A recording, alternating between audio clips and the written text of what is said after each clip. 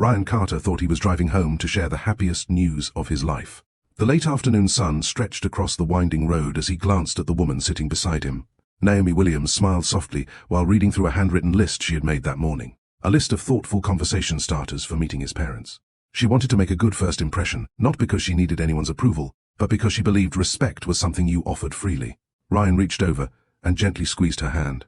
"You know," he said with a grin, "you're overthinking this." Naomi laughed quietly. "I know. I just want them to see what you already see." "They will." He sounded certain. After all, his parents had always wanted him to settle down. They had often asked when he would finally bring home the woman he intended to marry. Today, he was giving them exactly what they had been asking for. Or so he believed. As they drove through the quiet countryside toward the Carter family estate in Savannah, Georgia, nothing seemed unusual. The radio played softly. The air smelled of fresh rain drifting through the open windows. Ryan talked about childhood memories, climbing old oak trees, fishing with his grandfather, and family dinners where everyone laughed until midnight.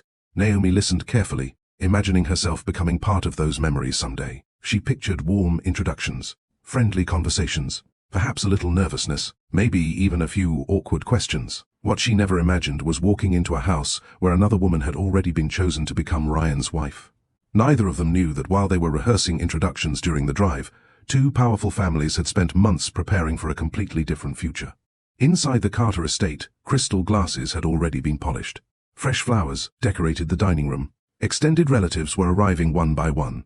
And standing quietly beside Ryan's parents was a woman dressed elegantly in ivory, believing she had come to meet the man her family expected her to marry. She had no idea he was bringing the love of his life through the front door. By the end of that evening, one family tradition would be shattered. Long-buried secrets would rise to the surface. 3 lives would be changed forever. And everyone in that house would learn a painful truth.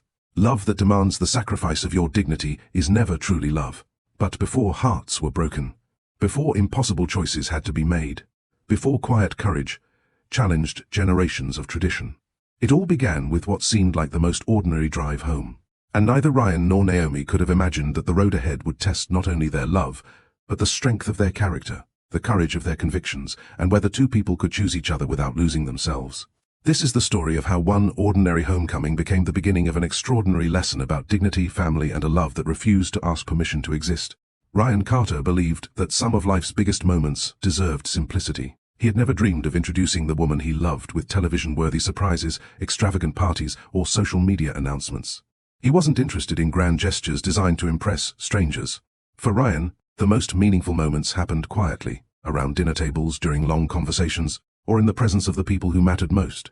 That was why, on a warm Friday afternoon in early autumn, he found himself driving down a familiar 2-lane highway with the woman he intended to spend the rest of his life with.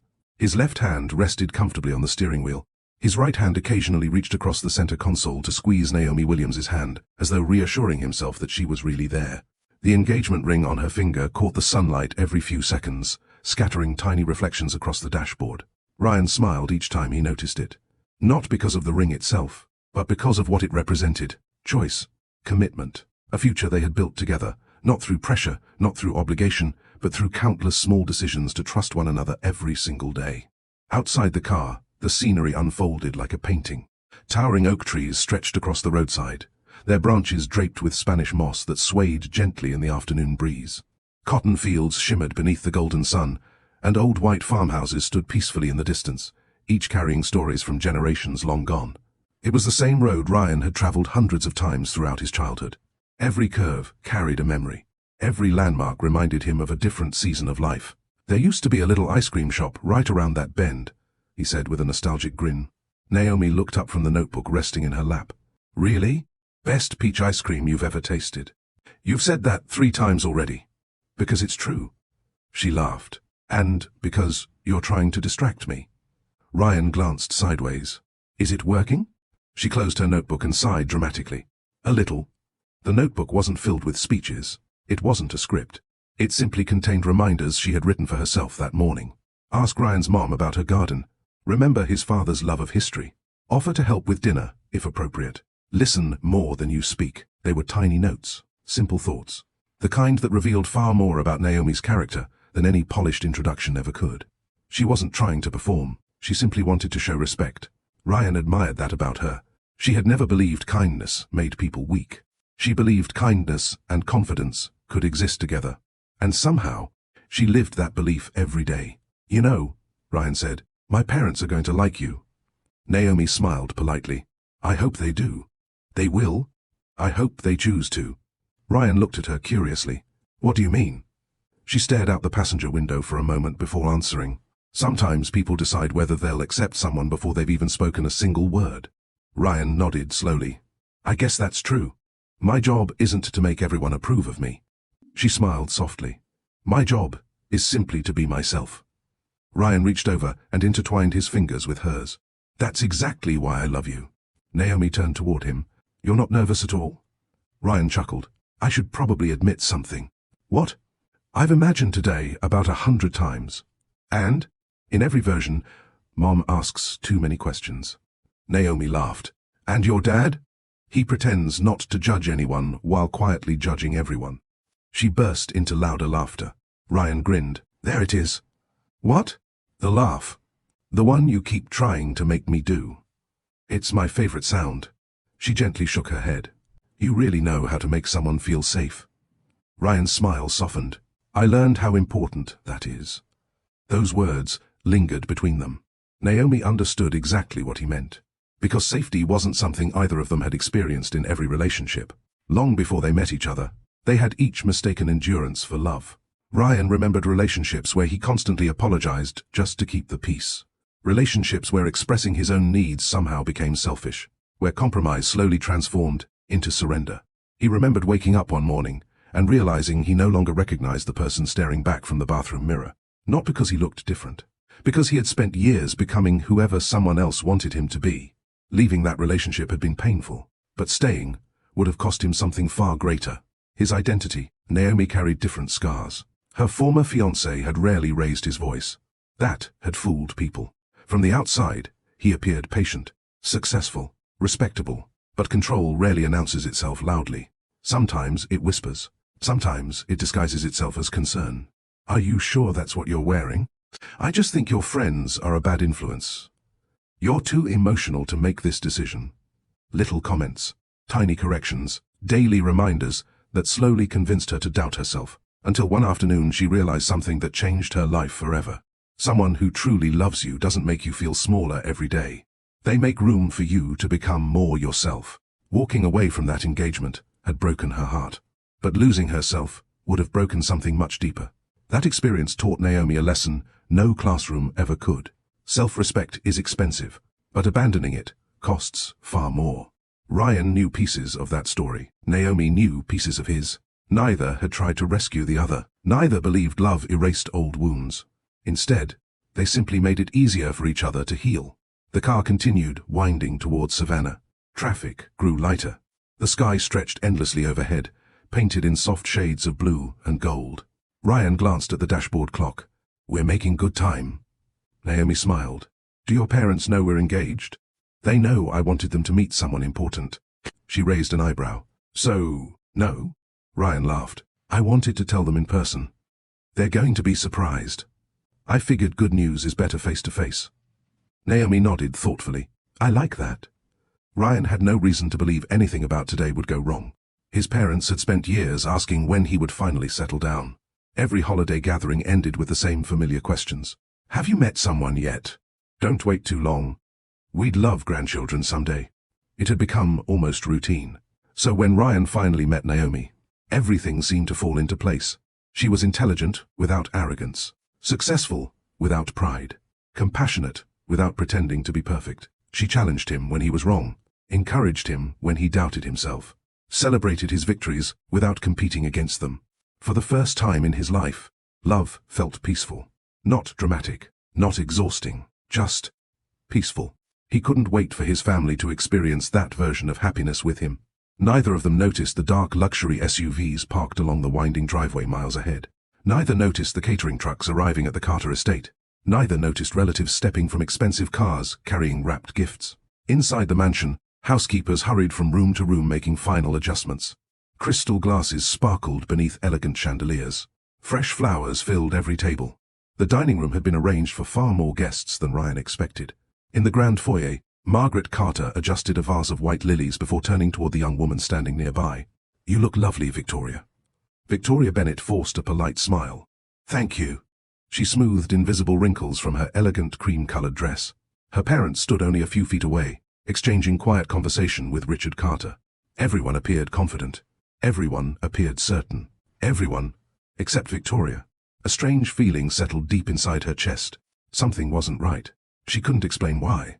She simply felt it, as though she was standing at the beginning of someone else's story instead of her own. She glanced toward the enormous front doors. They remained closed, for now. But before the sun disappeared beyond the Georgia horizon, those doors would open. One couple would walk inside believing they were arriving for a joyful family introduction. Another young woman would discover she had been promised to a man who loved someone else. A family's carefully protected tradition would begin to collapse. And one quiet decision, one calm refusal, would forever change what every person in that house believed about love, loyalty, and the courage it takes to choose dignity over obedience. The drive continued peacefully. Neither Ryan nor Naomi realized they were only minutes away from the moment that would divide their lives into two chapters. Everything before they walked through the Carter family's front door, and everything that came after. The Carter estate came into view just as the sun began its slow descent toward the horizon. Perched atop a gentle hill outside Savannah, the sprawling colonial mansion stood as proudly as it had for nearly a century. White columns framed the front entrance, perfectly trimmed hedges lined the circular driveway, and centuries-old live oaks cast long shadows across the manicured lawn. To most people, it looked like a dream. To Ryan Carter, it looked like responsibility. Every visit reminded him of expectations that had existed long before he was born. As he slowed the car near the entrance, Naomi noticed the unusually large number of vehicles parked outside. Luxury sedans, black SUVs, even a limousine. She frowned slightly. "I thought this was just dinner with your parents." Ryan looked around, equally puzzled. "It was supposed to be." His smile faded. "I don't remember Mom mentioning guests." Naomi wasn't alarmed. Families often invited relatives over unexpectedly. Perhaps someone was celebrating. Perhaps it was simply one of Margaret Carter's elaborate dinner parties. Still, something about the atmosphere felt different, almost rehearsed. Ryan parked the car and turned off the engine. For a brief moment, neither of them moved. The peaceful silence inside the vehicle contrasted sharply with the busy scene unfolding outside. Ryan reached for Naomi's hand. "You ready?" She smiled. "As ready as anyone can be before meeting the family of the man they're going to marry." He chuckled. "You know, you've been saying that very confidently." "I am confident." She looked into his eyes. "Not because I'm perfect." She squeezed his hand gently. "But because I know who I am." Ryan smiled with quiet admiration. That was Naomi. She didn't walk into rooms hoping to be chosen. She walked into them already knowing her worth. It was one of the many reasons he loved her. Neither of them realized how much that confidence would be tested before the night was over. Months earlier, if someone had asked Ryan Carter what success looked like, his answer would have sounded very different.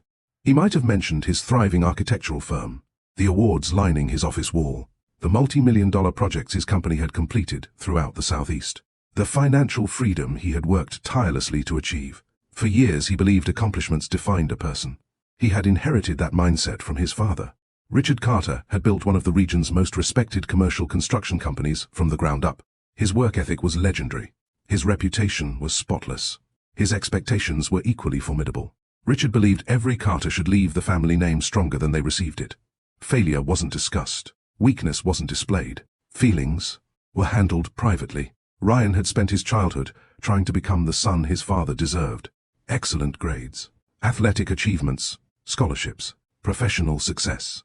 Every accomplishment earned approval. But approval and closeness were not the same thing. His father praised results. He rarely praised vulnerability. When Ryan was 16, he lost the championship baseball game after striking out in the final inning. He expected disappointment. Instead, Richard simply patted him on the shoulder and said, "Learn from it." Then, he walked away. Ryan remembered standing alone on the empty field long after everyone else had gone home.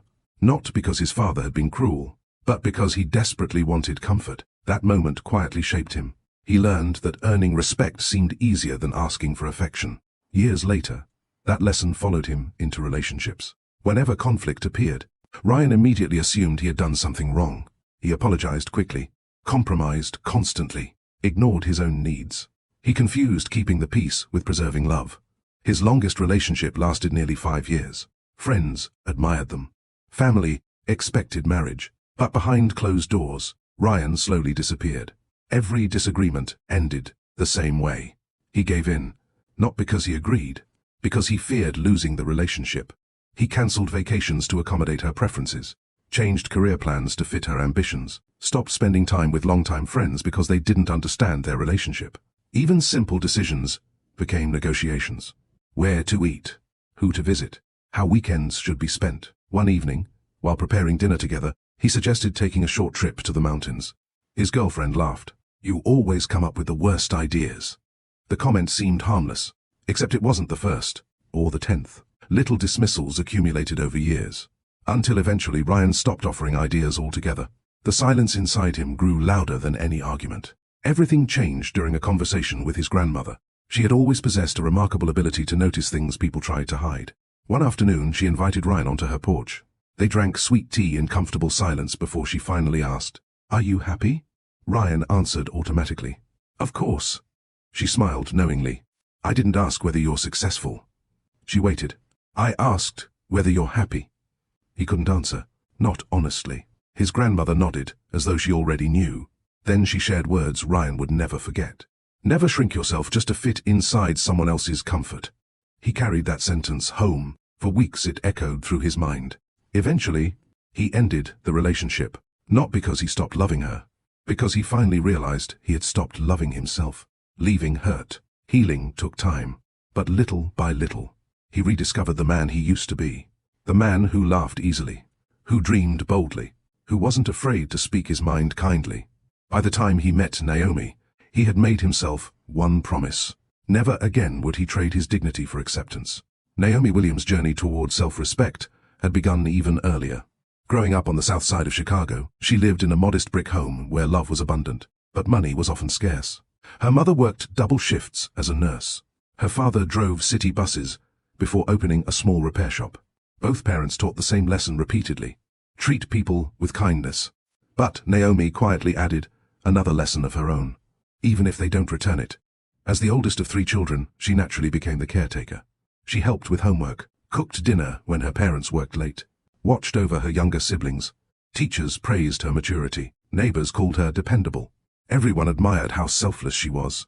Few noticed how often she put herself last. By college, people instinctively turned to Naomi whenever problems appeared. She never complained. She simply helped, until helping became expected.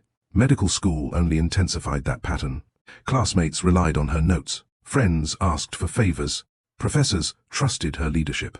She rarely said no, not because she wanted to please everyone, because disappointing people made her uncomfortable. Then she met Marcus, handsome, charismatic, ambitious. At first, he admired Naomi's generous heart. Later, he quietly began taking advantage of it. He expected her schedule to revolve around his, dismissed her opinions whenever they disagreed, made decisions without asking what she wanted. Whenever Naomi expressed concern, Marcus responded with the same sentence: "If you really loved me, you'd understand." For a long time, she believed him, until one rainy Tuesday evening. Naomi had just completed a grueling 14-hour hospital shift when Marcus called. He demanded she cancel dinner with her parents because his co-workers had organized an impromptu celebration. She explained gently that she had promised her family weeks earlier. His response came instantly: "You always put everyone else before me." Naomi stood silently in the hospital parking garage, exhausted. Then something unexpected happened. Instead of apologizing, she asked herself one simple question: when was the last time he sacrificed something for me? She searched her memory. Nothing came. Weeks later, she ended the engagement. People called her selfish. Some relatives questioned her decision. Others insisted she was throwing away a good man. Only Naomi knew the truth. Walking away didn't end her loneliness, but it ended her habit of abandoning herself. From that day forward, she decided something. She would rather spend the rest of her life alone than spend it becoming someone she no longer recognized. Neither Ryan nor Naomi knew it then. Their separate journeys had been preparing them for each other, not because they needed someone to rescue them, but because healthy love begins with 2 whole people who already know their own worth. That lesson would soon become the greatest test of their lives. Ryan looked toward the mansion one last time before stepping out of the car. He smiled at Naomi. "Ready?" She nodded. Together, he took her hand. The 2 of them walked toward the grand front doors, completely unaware that on the other side, an entire room of waiting relatives believed Ryan was about to meet the woman they had already chosen to become his bride. What would you do if the person you loved walked into a room only to discover someone else had already been chosen for them? Ryan and Naomi have no idea that the next few moments will change their lives forever. If you're enjoying this story so far, please like this video, subscribe to the channel, and turn on the notification bell so you don't miss the next chapter. And, in the comments, tell us, should Ryan stand up to his family no matter the cost, or should he honor their wishes to keep the peace? Let's continue this unforgettable journey in Chapter 2. The heavy oak doors swung inward before Ryan had the chance to knock. A house attendant greeted him with a warm smile. "Welcome home, Mr. Carter." Ryan nodded politely and stepped inside, Naomi walking beside him with quiet confidence.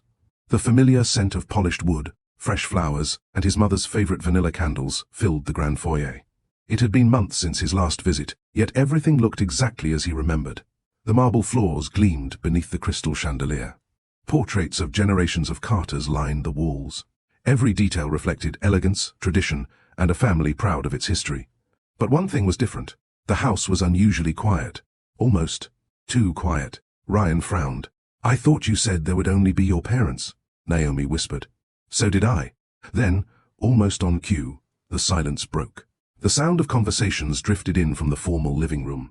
Laughter, clinking glasses, someone adjusting silverware. Ryan exchanged a puzzled glance with Naomi. Before either of them could ask another question, Margaret Carter appeared at the end of the hallway. She looked radiant in an emerald green dress, her hair perfectly styled as always. For a brief second, genuine joy crossed her face. "My son." She walked toward Ryan and embraced him warmly. "It's been too long." "It has." Ryan smiled. "You look beautiful, Mom." She beamed. "And this must be Naomi." Margaret turned toward her. Naomi extended her hand. "It's a pleasure to finally meet you, Mrs. Carter." Margaret accepted the handshake. Her smile remained gracious. "It is lovely to meet you as well." Everything seemed normal. Ryan relaxed. Perhaps he had imagined the strange atmosphere. Perhaps this really was just an unusually large family dinner. Then Margaret said something unexpected. "I'm so glad you both made it." Ryan tilted his head. "Both? Everyone's been waiting." His smile faded slightly. "Everyone?" Before Margaret could answer, Richard Carter entered the hallway. Tall, distinguished, still carrying the quiet authority that had always commanded every room. He offered Ryan a firm handshake before briefly embracing him. "It's good to see you, son." "You too, Dad." Richard looked toward Naomi. "So, this is Naomi." "Yes, sir." She smiled warmly. "It's an honor to meet you." Richard nodded respectfully. "Welcome." Ryan noticed something unusual. His father looked uneasy, not cold, not angry, uneasy, almost as though he wanted to say something but couldn't. He had come here expecting questions. Parents often behaved strangely when meeting the person their child planned to marry. Perhaps this was simply nerves. Margaret clasped her hands together. "Come. Everyone's excited to see you." Ryan laughed. "I didn't realize this was such a big gathering." His mother smiled mysteriously. "Neither did we." The answer made little sense. Before Ryan could ask another question, Margaret led them toward the formal living room. As they approached, the conversations inside gradually faded. One by one, voices stopped, heads turned. Dozens of eyes settled on Ryan and Naomi. The room fell completely silent. Naomi immediately sensed something was wrong. Not because anyone looked hostile, because everyone looked expectant, like an audience waiting for the final act of a play. Ryan scanned the room. Aunts, uncles, cousins, business associates, old family friends, people he hadn't seen in years. "What is all this?" he asked quietly. No one answered. Then his eyes landed on a young woman standing beside the fireplace. She wore an elegant cream-colored dress. Her posture was composed, yet her hands were tightly clasped together. She looked beautiful. More importantly, she looked terrified. The moment their eyes met, Ryan knew something wasn't right. He had never seen her before. Yet everyone kept glancing between the two of them. Margaret stepped forward proudly. "There you are." She smiled at the room. "Our son has arrived." Polite applause filled the room. Ryan forced an uncertain smile. He leaned toward Naomi. "Did I forget somebody's engagement party?" Naomi managed a small smile. "I don't think so." Richard cleared his throat. "Ladies and gentlemen," the room grew still again. Ryan felt a knot tighten in his stomach. His father rarely addressed gatherings unless something important was about to happen. Richard smiled toward the young woman by the fireplace. We appreciate everyone joining us today to celebrate two families coming together. Ryan blinked. Two families? He looked toward Naomi. She appeared just as confused. Margaret walked across the room and gently rested her hand on the young woman's shoulder. This is Victoria Bennett. Victoria offered a polite nod. She looked as uncomfortable as Ryan felt. Margaret continued. The Bennett and Carter families have shared friendship, trust, and respect for generations. Ryan's heartbeat quickened. Something was happening. Something he didn't understand. Richard smiled proudly. And today... He paused. We're delighted to formally introduce the young woman chosen to become Ryan's wife. Silence. Complete. Absolute. The words echoed through the room like thunder. Ryan didn't move. Naomi didn't speak. Victoria lowered her eyes. For several seconds, no one breathed. Ryan honestly believed he had misunderstood. He looked at his father, then at his mother, then back toward Victoria. Finally, he laughed once. Not because anything was funny, because his mind refused to accept what he had just heard. Dad. His voice was calm. What did you say? Richard answered confidently. We finalized the arrangement with the Bennett family. Margaret smiled. We wanted today to be a wonderful surprise. Ryan stared at them. You arranged. He struggled to find the words. My marriage? Margaret nodded, as though explaining something obvious. We've spent months preparing. Ryan slowly looked toward Naomi. She hadn't moved. Her face remained remarkably composed. She wasn't angry. She wasn't crying. She simply stood quietly beside him. The engagement ring still rested on her finger. Ryan reached for her hand instinctively. She squeezed his hand once. A silent reminder. Stay calm.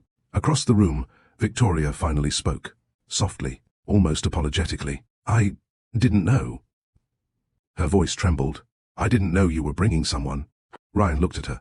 Their confusion mirrored each other's. Neither of them belonged in this situation. Neither had created it. Neither deserved it. For the first time that afternoon, Ryan understood something important. This wasn't simply happening to him. It was happening to Victoria too. And standing beside him, the woman he loved, had just been treated as though she didn't exist. Ryan took one slow breath. Then another. The room waited. Everyone expected shouting, arguments, anger. Instead, Ryan did something no one anticipated. He remained perfectly calm. His voice was steady, respectful, clear. I'm afraid there's been a very serious misunderstanding. He gently lifted Naomi's hand. The engagement ring sparkled beneath the chandelier. This, Ryan said quietly, is the woman I'm going to marry. The room froze. Not a single person spoke. Margaret's smile disappeared. Richard's expression hardened. Several relatives exchanged shocked glances. Victoria closed her eyes for a brief moment. Not out of disappointment, out of relief. Because at least one truth had finally been spoken aloud. For several long seconds, the room stood completely still. No one reached for a drink. No one whispered. Even the grandfather clock in the corner seemed louder than usual, as it marked each passing second. Ryan's words lingered in the air. This is the woman I'm going to marry. He hadn't raised his voice. He hadn't pointed fingers. He hadn't embarrassed anyone. Yet his calm declaration carried more weight than an angry outburst ever could. Margaret Carter was the first to recover. She forced a polite smile, though the tension in her eyes betrayed her composure. Ryan, she said gently, perhaps this isn't the right time for surprises. Ryan looked at her with quiet confusion. Mom, I'm not the one who surprised everyone. A few relatives shifted uncomfortably. Margaret ignored the remark. We've invited both families here because important decisions deserve to be celebrated together. Ryan nodded once. I agree. His answer seemed to encourage her. Good. She smiled again. Then let's sit down and discuss everything as a family. Ryan remained standing. There isn't anything to discuss. The smile faded. Richard Carter stepped forward. His voice remained measured, though noticeably firmer than before. Son, Ryan met his father's eyes. We've invested months preparing for today. I understand. The Bennett family has honored us with their trust. I understand that too. Richard folded his hands behind his back. Then surely you understand why we expect you to handle this responsibly. Ryan answered without hesitation. I intend to. Several guests nodded, believing he was about to apologize. Instead, Ryan continued. And the responsible thing to do is tell everyone the truth. He turned slightly toward the room. I asked Naomi Williams to marry me 6 weeks ago. Murmurs spread through the crowd. My proposal wasn't impulsive. He smiled gently at Naomi. It came after 2 years of friendship, trust, and love. His eyes returned to his parents. I didn't tell you sooner because I wanted to introduce her in person. Margaret's face paled. You proposed? Ryan nodded. She said yes. For the first time, many guests noticed the engagement ring on Naomi's finger. Whispers grew louder. One aunt leaned toward another. Did you know? No. I thought today's announcement was something else. Across the room, Victoria Bennett stood perfectly still. The more she listened, the more uncomfortable she became. She had been told Ryan knew about the arrangement. She had been assured he was willing. She had spent weeks convincing herself that perhaps love could grow after marriage. Now she realized none of that had been true. She looked toward her own parents. Did you know he was already engaged? Neither answered. The silence told her everything. A wave of disappointment washed over her. Not because Ryan loved another woman, but because the adults she trusted had hidden the truth from everyone. Naomi finally spoke for the first time since entering the room. Her voice was calm. I think Victoria deserves an apology. Every eye turned toward her. Margaret frowned slightly. I'm sorry? Naomi looked directly at Victoria. She has been placed in an impossible position. Victoria blinked, surprised. Naomi continued. This isn't her fault. Then she turned to the room. And it isn't mine. No accusation, no bitterness, just facts. The simplicity of her words carried extraordinary dignity. Victoria swallowed hard. Thank you. Her voice barely rose above a whisper. I honestly didn't know. Naomi smiled warmly. I believe you. The two women looked at one another, not as rivals, but as two strangers caught in someone else's expectations. Several guests exchanged puzzled looks. Some had expected jealousy. Others had anticipated a dramatic confrontation. Instead, they witnessed two women choosing grace. Richard noticed the mood shifting. He stepped forward again. Everyone, please. This misunderstanding can be resolved privately. Ryan shook his head. It became public the moment you announced another woman as my future wife. Richard's jaw tightened. This is becoming embarrassing. Ryan answered quietly. No, Dad. The embarrassing part happened before we walked through the front door. The room fell silent again. Richard looked at his son, almost unable to recognize him. For most of Ryan's life, difficult conversations ended the same way. Richard spoke. Ryan listened. Not today. Not because Ryan had become disrespectful. Because he had finally learned the difference between obedience and maturity. Margaret tried another approach. She stepped closer to Naomi. My dear, I'm sure this must feel uncomfortable. Naomi nodded politely. It does. I'm sorry you became involved. I appreciate that. Margaret hesitated. Then she spoke carefully. Our families have obligations that go back generations. Naomi listened without interrupting. Margaret continued. Sometimes love asks us to make difficult sacrifices. Naomi considered the statement before replying. I agree. Margaret looked relieved. Then Naomi finished. But sacrificing your integrity is too high a price. Several guests quietly lowered their eyes. An elderly woman seated near the fireplace smiled almost imperceptibly. She had lived long enough to know wisdom when she heard it. Victoria finally stepped away from the fireplace. Every movement in the room seemed to stop. She walked until she stood beside Ryan and Naomi. Then she faced both families. I think everyone deserves complete honesty. Her father stiffened. Victoria. She gently raised her hand. No, Dad. I've stayed quiet long enough. The room became still once more. Victoria drew a slow breath. When our families first discussed this arrangement, I assumed Ryan knew. She looked toward Ryan. I was told this was something both families wanted. She gave a sad smile. I didn't realize no one had asked whether the two people getting married wanted it. Her words landed like stones in still water. She turned toward Margaret and Richard. I've spent weeks trying to convince myself I could build a future with someone I'd barely met. She paused. I wasn't excited. She looked down briefly. I was scared. Tears filled her mother's eyes. Victoria continued. I kept telling myself it was the responsible thing. Her voice steadied. But responsibility without choice isn't love. Silence, deep, reflective. Several younger cousins exchanged thoughtful glances. For perhaps the first time in their lives, they were watching adults challenge traditions without shouting. Ryan looked at Victoria with genuine respect. I'm sorry you were put in this position. Victoria smiled faintly. So am I. Naomi added softly. You deserve to choose your own future too. Victoria looked at her, surprised by the kindness. Thank you. Richard rubbed his temples. Everything he had carefully organized was unraveling. Not because anyone had behaved badly, Because everyone was finally telling the truth. The truth was proving stronger than tradition. An elderly voice suddenly broke the silence. It belonged to Ryan's grandmother, Evelyn Carter, who had been sitting quietly near the window throughout the entire exchange. She slowly stood, leaning lightly on her cane. Despite her age, the room instinctively gave her its full attention. "I've watched this family for 83 years. Her gentle voice carried surprising authority. "And I've learned something." She looked at Richard first. "You can preserve a family's name." Then she looked at Ryan. "Or you can preserve a family's heart." She allowed the words to settle. The wisest families learn how to do both. No one spoke. No one moved. For the first time that evening, Richard lowered his eyes, not in defeat, in reflection.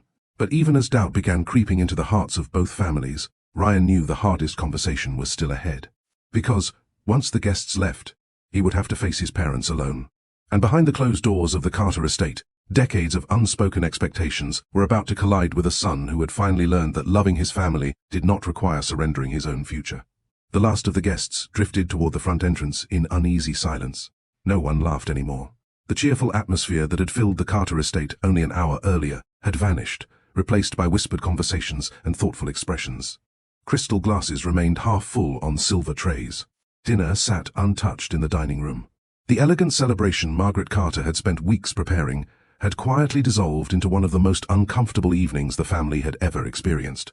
Ryan stood near the foyer with Naomi. Neither spoke. They didn't need to.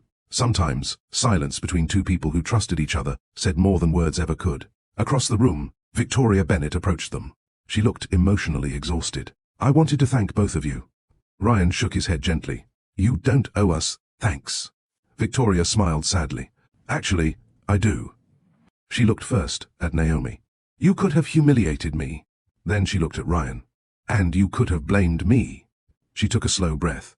"Instead, you reminded everyone that none of this was my fault." Naomi smiled warmly. "It wasn't." Victoria's eyes glistened. "I don't think anyone has ever defended me in a room where they had every reason not to." Naomi reached out and briefly held Victoria's hand. "We're not competing for the same life." Victoria looked at the engagement ring on Naomi's finger before smiling. "No." She laughed softly.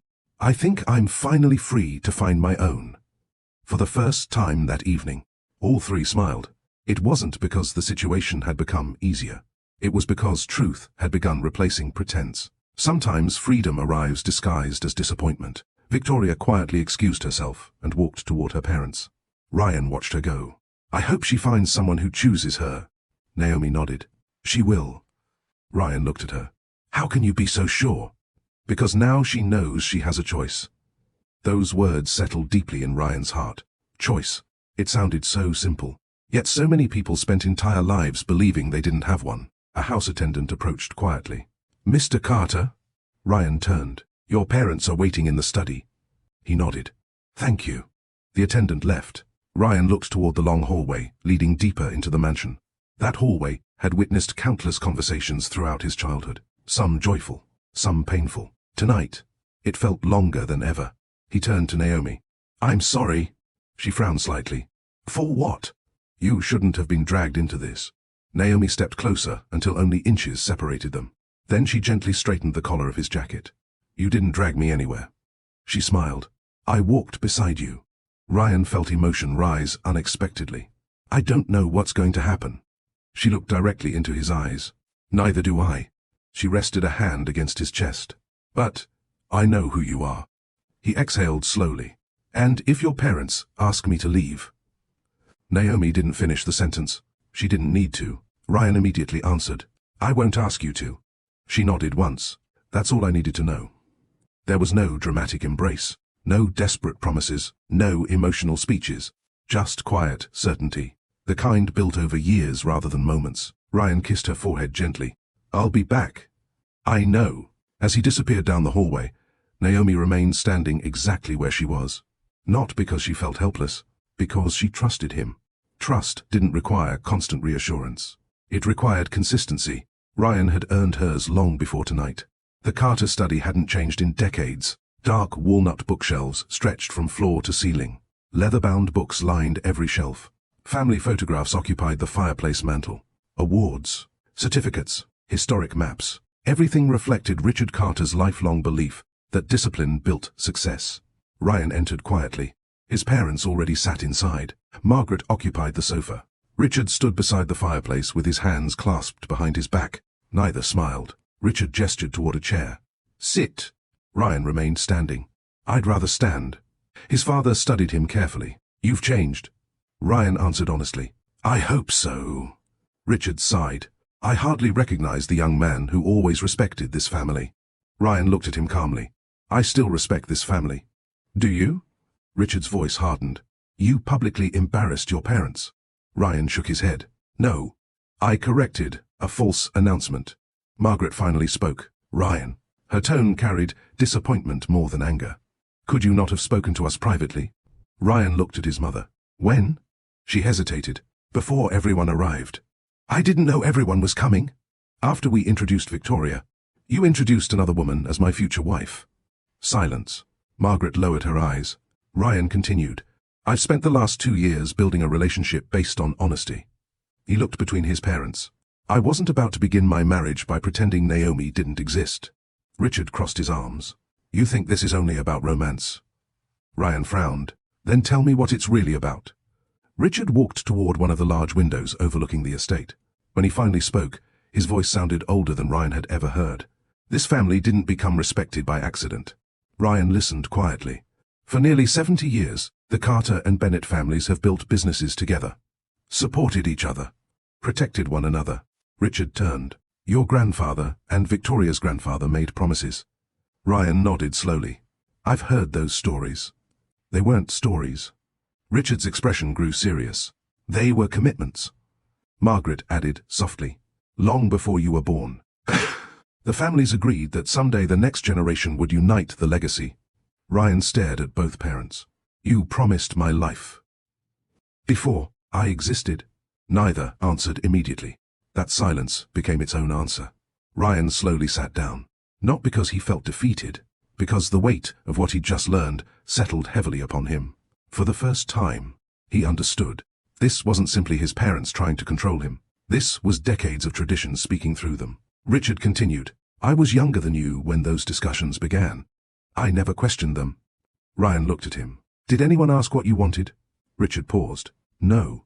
"And did that make it right?" Another silence. Ryan leaned forward. "Dad, I understand honoring promises. I understand loyalty. I even understand protecting family history." He looked around the study. "I grew up believing those things mattered." He smiled sadly. "They still do." Richard's expression softened slightly. "But—" Ryan nodded. "But I cannot honor a promise someone else made by breaking one I made myself." Margaret frowned. "What promise?" Ryan smiled faintly. "The promise I made to myself. I would never again build my future by abandoning my integrity." Those words filled the room. Margaret looked away. Richard remained still. Ryan continued. "I love Naomi. I respect her. I trust her. I'm asking you to meet the woman I chose. Not the woman someone chose for me." Richard walked slowly back toward his desk. He rested both hands upon its polished surface. "What happens if we refuse?" Ryan answered almost immediately. "I'll still marry her." The room became painfully quiet. Richard searched his son's face. No anger, no rebellion, only certainty. That frightened him more than defiance ever could, because certainty couldn't be punished into submission. Downstairs, Naomi sat quietly in the sunroom overlooking the gardens. She wasn't alone. Someone entered, carrying 2 cups of tea. It was Evelyn Carter. Ryan's grandmother smiled gently. "I thought you might appreciate some company." Naomi stood respectfully. "Thank you." Evelyn handed her a cup before taking the seat opposite her. For several moments, neither woman spoke.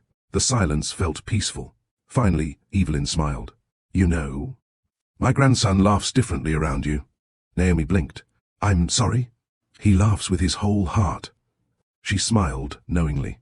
"I haven't heard that sound in years." Naomi looked toward the window. "I just want him to be happy." Evelyn nodded. "I believe you." Then her expression became thoughtful. "But loving a Carter has never been easy." Naomi smiled softly. "I didn't fall in love with his last name. I fell in love with the man." Evelyn's eyes shone with admiration. "My dear," she whispered, "that may be exactly what saves this family." Ryan stared at the aged leather folder lying on his father's mahogany desk. Its corners were worn. The paper inside had yellowed with time. A faint scent of old ink and cedar drifted from the pages as Richard carefully opened it. "This," Richard said quietly, "has been in our family for almost 40 years. Ryan leaned forward. The first page bore two familiar signatures: William Carter, Charles Bennett, his grandfather, Victoria's grandfather. Below their names was a formal statement outlining a business partnership between the Carter Construction Company and Bennett Holdings. Ryan scanned the paragraphs. Most of the document described investments, land ownership, and long-term commitments between the two families. Nothing unusual. Then he reached the final section. His eyes narrowed. Richard watched him carefully. "Keep reading." Ryan continued. The last page contained a handwritten paragraph. It stated that if both families remained closely connected through future generations, they would encourage a marriage between their grandchildren to preserve the partnership and strengthen the legacy. Ryan read the sentence twice, then a third time. Finally, he looked up. "It says, encourage." Richard nodded. "Yes. It doesn't say require." "No." "It doesn't say arrange." "No." "It doesn't say force." Richard looked away. "No." Ryan gently closed the folder. "Dad." His voice remained calm. "You've spent months treating this like an obligation." Richard rubbed his forehead. "I know what it says." "Then why?" Richard didn't answer immediately. Instead, he walked toward the window overlooking the gardens where generations of Carter children had once played. "When my father handed me this document, he told me something I've carried my entire life." Ryan listened. He said, "Promises only survive when someone is willing to honor them." Richard smiled sadly. "I was 26. I believed honoring every promise made a man honorable." Ryan spoke gently. "Sometimes it does." Richard nodded. "And sometimes." He turned toward his son. "You spend so many years protecting old promises that you forget to ask whether they're still serving the people they're meant to protect." The room fell quiet. For the first time that evening, Ryan saw not the powerful businessman everyone admired, but a son who had inherited expectations he had never questioned. It didn't excuse everything, but it helped him understand. Understanding wasn't agreement. It was simply the beginning of compassion. Margaret, who had remained silent for much of the conversation, quietly wiped a tear from her cheek.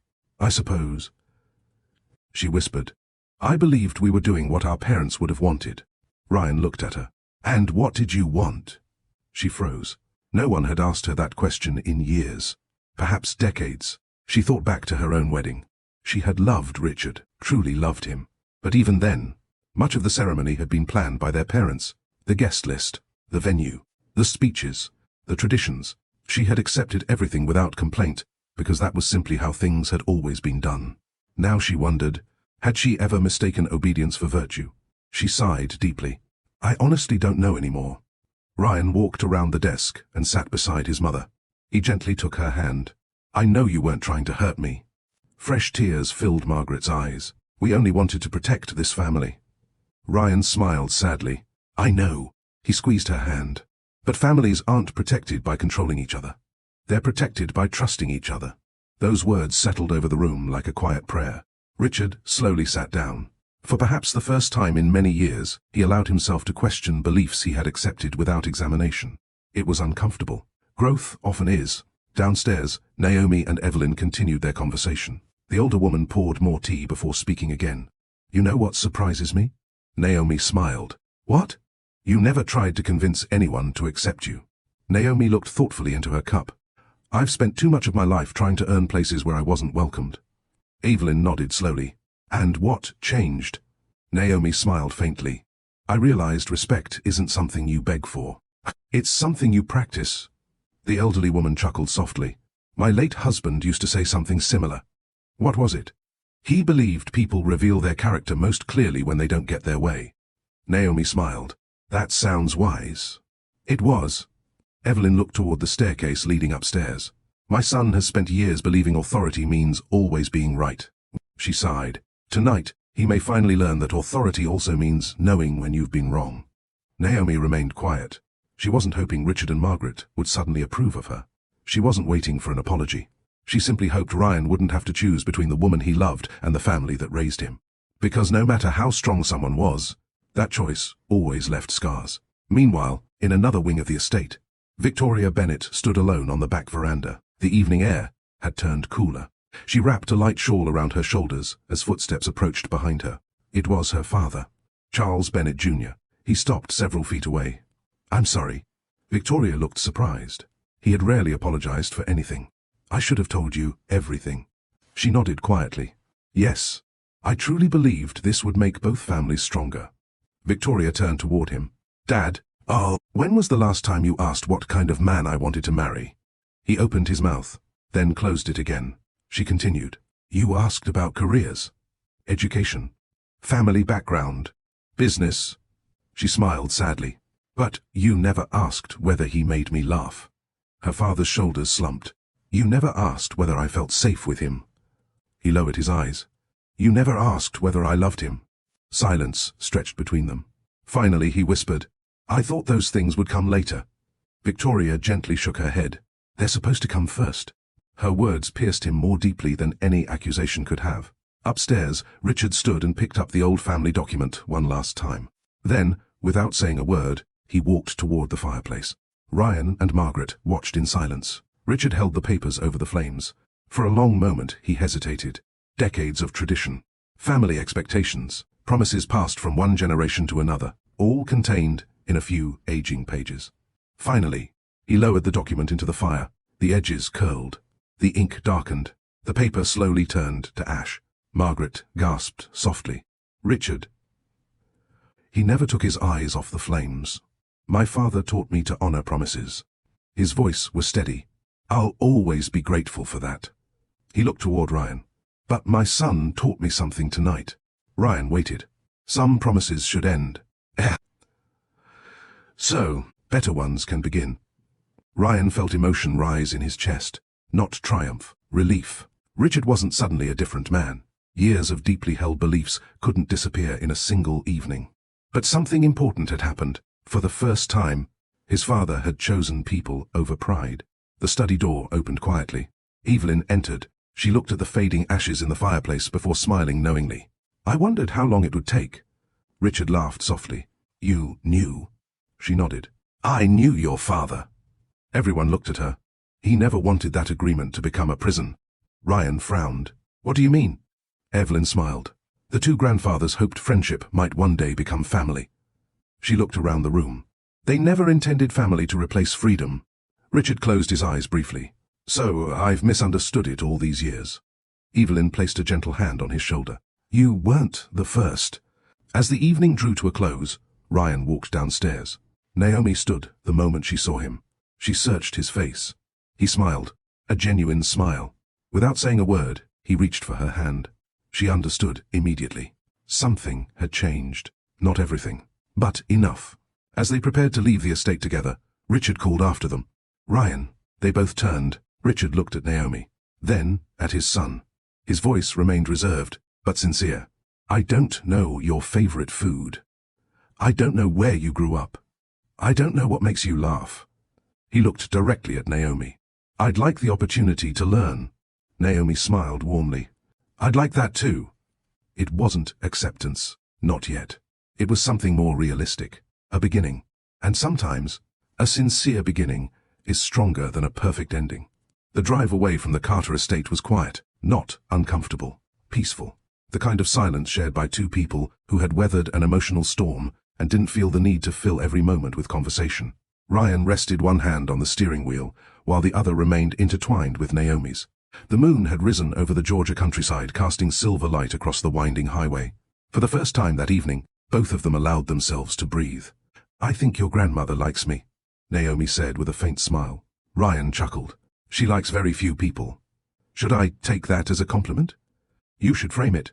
They laughed together. The laughter wasn't loud. It was the gentle kind that comes after surviving something difficult. Ryan glanced at her. "Thank you." Naomi looked puzzled. "For what?" "For refusing to become someone else tonight." She smiled softly. "I almost forgot to be myself." Ryan frowned. "You did?" She nodded. "When your mom introduced Victoria." She looked out the window. "For 1 second, I wondered if I should leave." Ryan's grip on the steering wheel tightened. "I never wanted you to feel that." "I know." She rested her hand over his. But then I remembered something my mother taught me. What? Naomi smiled. Never walk away from a room because someone else refuses to see your worth. Ryan let those words settle in his heart. He realized that courage wasn't always dramatic. Sometimes courage looked like staying calm when chaos invited you to lose yourself. Before he could respond, Naomi's phone rang. The cheerful ringtone felt strangely out of place against the quiet night. She glanced at the screen. Her smile disappeared. St. Catherine Children's Hospital. Her workplace. At this hour. It could only mean one thing. She answered immediately. This is Dr. Naomi Williams. Ryan watched her expression carefully. At first, she listened. Then her face grew serious. Moments later, the color drained from her cheeks. She closed her eyes briefly. I understand. A pause. I'm coming right now. She ended the call. Ryan slowed the car. What happened? Naomi stared ahead for several seconds before answering. Emma. Ryan recognized the name instantly. The 8-year-old girl Naomi had spoken about countless times. Emma had been battling leukemia for nearly 2 years. She wasn't just Naomi's patient. She had become part of her heart. What about Emma? Naomi swallowed hard. She's taken a turn for the worse. Ryan immediately activated his turn signal. The hospital? Naomi nodded. They need every available pediatric specialist. Without another question, Ryan took the next exit and headed toward downtown Savannah. He didn't complain. He didn't mention the late hour. He didn't remind Naomi that they'd barely eaten all day. He simply drove. Sometimes love is measured by the willingness to change direction without resentment. Nearly 40 minutes later, they pulled into the emergency entrance. Naomi was already unbuckling her seatbelt. Ryan touched her arm gently. Hey. She looked at him. You don't have to carry this alone. A tired smile crossed her face. I know. She hurried toward the hospital doors. Ryan watched until she disappeared inside. Then he leaned back in his seat. The events of the evening replayed in his mind. His parents, Victoria, the old family agreement, the conversation in the study. He should have felt exhausted. Instead, he found himself thinking about something Evelyn had said. Families are protected by trusting one another. He looked toward the brightly lit hospital. Inside that building, Naomi wasn't worrying about whether anyone approved of her. She was focused on saving a child. That perspective humbled him. Life had a way of reminding people what truly mattered. Inside St. Catherine Children's Hospital, controlled urgency filled every hallway. Doctors moved quickly between patient rooms. Nurses coordinated medications. Monitors beeped steadily. Naomi slipped effortlessly into the rhythm she knew so well. Within minutes, she had changed into scrubs and joined the pediatric intensive care team. Dr. Samuel Brooks, the department chief, met her outside Emma's room. I'm glad you're here. How bad? He handed her the latest chart. She's developed a severe infection. Naomi scanned the numbers. Her heart sank. Emma's immune system was already dangerously weakened. The infection had complicated everything. Where are her parents? They've been with her all evening. Naomi nodded. I'll speak to them. Before entering the room, she paused. No matter how experienced she became, these conversations never grew easier. Emma's parents stood beside the hospital bed, looking exhausted. Mrs. Dawson immediately walked toward Naomi. Please. Her voice trembled. Tell me she's going to be okay. Naomi gently took both of her hands. I promise we're going to do everything medically possible. She didn't offer false certainty. She didn't make promises she couldn't keep. She offered honesty wrapped in compassion. Sometimes that's the greatest gift a doctor can give. Emma opened her eyes weakly. Dr. Naomi. Naomi smiled and walked closer. Hey, superhero. Emma managed a tiny grin. I missed movie night. Naomi's eyes softened. Every Friday, whenever possible, she brought a portable projector into the children's ward and hosted movie nights for patients unable to leave their rooms. It wasn't part of her job description. She simply believed healing involved more than medicine. We'll have another one. Emma looked unconvinced. You promise? Naomi gently brushed a strand of hair from the little girl's forehead. I promise. Emma closed her eyes again. Naomi turned toward the medical team. Let's begin. Back at the Carter estate, Richard sat alone in his study. The fire had nearly burned out. Only glowing embers remained where the old agreement had once existed. A knock came at the door. Come in. Margaret entered quietly. She carried 2 cups of coffee. She handed one to her husband before sitting across from him. Neither spoke for several moments. Finally, Margaret asked, Do you think he'll forgive us? Richard stared into his cup. I don't know. She sighed. I kept looking at Naomi tonight. Richard looked up. What about her? There wasn't a single moment where she tried to prove herself. Richard nodded slowly. She didn't. Margaret smiled sadly. That unsettled me. Why? Because I've spent years believing people had to earn their place in this family. She looked toward the empty fireplace, and she acted as though she already belonged wherever she chose to stand. Richard thought about that. Then, he quietly admitted, confidence without arrogance. Margaret nodded. Exactly. She smiled faintly. I think our son chose well. Richard didn't answer immediately. Instead, he found himself wondering something he hadn't considered before. How much of Ryan's quiet strength had come from Naomi? And how much of Naomi's peace had simply revealed the man Ryan had always been? Hours later, Ryan sat alone in the hospital waiting area. A vending machine hummed quietly in the corner. Families slept in chairs. Some prayed, others simply waited. A young boy wandered into the waiting room carrying a stuffed dinosaur. He looked no older than 6. The toy's arm was hanging by a thread. The boy sat beside Ryan. Mister? Ryan smiled. Yeah? Can you fix him? Ryan examined the toy. I'm an architect. The boy blinked. Is that like a doctor? Ryan laughed softly. Not exactly. But I think I can help. Using a small emergency sewing kit from his car, a habit he'd developed after years of traveling for work, Ryan carefully stitched the dinosaur's arm back into place. The boy's face lit up. He's better. Ryan handed it back. There you go. The boy hugged the dinosaur tightly. My mommy says fixing little things helps people feel brave. Ryan smiled. Your mom sounds smart. The little boy nodded proudly before running back toward his family. Ryan leaned back in his chair. Sometimes, healing wasn't limited to operating rooms. Sometimes it began with simple acts of kindness. Sometimes, the smallest gestures carried the greatest hope. Just then, the doors to the pediatric intensive care unit opened. Naomi stepped into the hallway. Her shoulders sagged with exhaustion. Ryan stood immediately. She walked toward him slowly. He searched her face. What happened? Naomi's eyes filled with emotion. We stabilized her. She paused. But the next 24 hours will determine everything. Ryan wrapped her in a gentle embrace. Neither spoke, because some moments don't need advice. They only need someone willing to stay. The first rays of dawn filtered through the hospital windows, painting the pediatric intensive care unit in soft shades of gold. Most of the city was just beginning to wake. Inside St. Catherine Children's Hospital, however, time seemed to stand still. Parents clung to hope. Doctors reviewed charts. Nurses quietly changed shifts.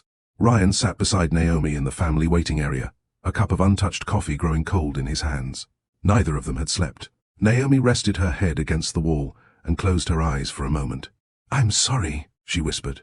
Ryan looked at her. For what? I imagined today so differently. He smiled gently.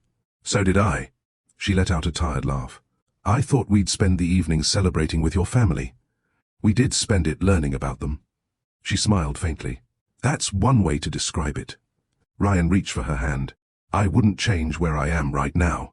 She looked at him. Even after everything? He nodded. I'd rather spend a difficult night beside the right person than an easy one beside the wrong one. Naomi's tired eyes softened. Those simple words carried more comfort than any grand declaration ever could. Before she could reply, the doors to the intensive care unit opened. Dr. Samuel Brooks approached them with an expression Ryan couldn't immediately read. It wasn't relief, but it wasn't despair either. Dr. Williams. Naomi stood immediately. How's Emma? We've stabilized her condition. Naomi exhaled. But... Dr. Brooks paused. There may be another opportunity. He motioned toward his office. Let's talk privately. A few minutes later, Ryan waited outside while Naomi sat across from Dr. Brooks. The department chief opened a folder containing several medical reports. We received a call just before midnight. Naomi listened carefully. A pediatric research institute in Boston has approved an emergency treatment program. Her eyebrows lifted. The immunotherapy trial? Dr. Brooks nodded. They've had remarkable success with children whose conditions resemble Emma's. Naomi leaned forward. I thought enrollment was closed. So did we. What changed? He smiled slightly.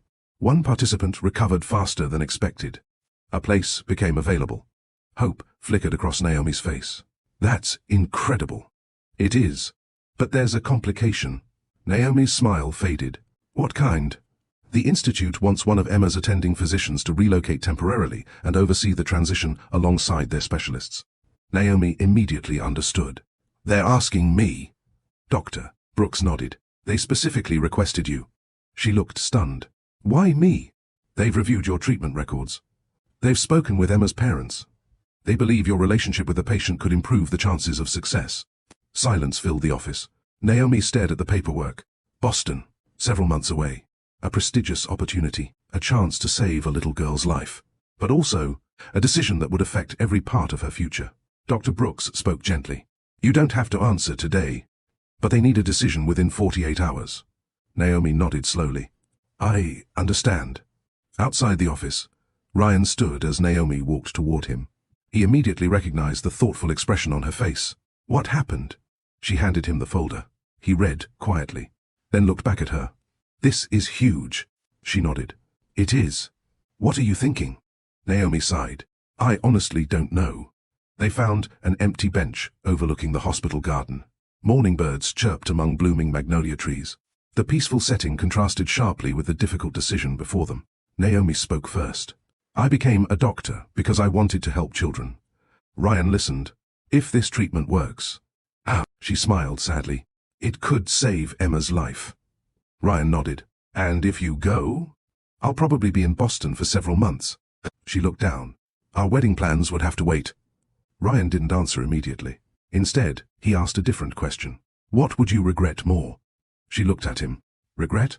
If you stay here. He continued softly. Will you spend the rest of your life wondering whether you could have helped her? Naomi closed her eyes. She already knew the answer. Yes. Ryan smiled. Then I think you already know what your heart is telling you. She searched his face. You'd really be okay with postponing everything? Ryan laughed quietly. Naomi. He gently held both of her hands. I fell in love with a woman who runs toward people who need her.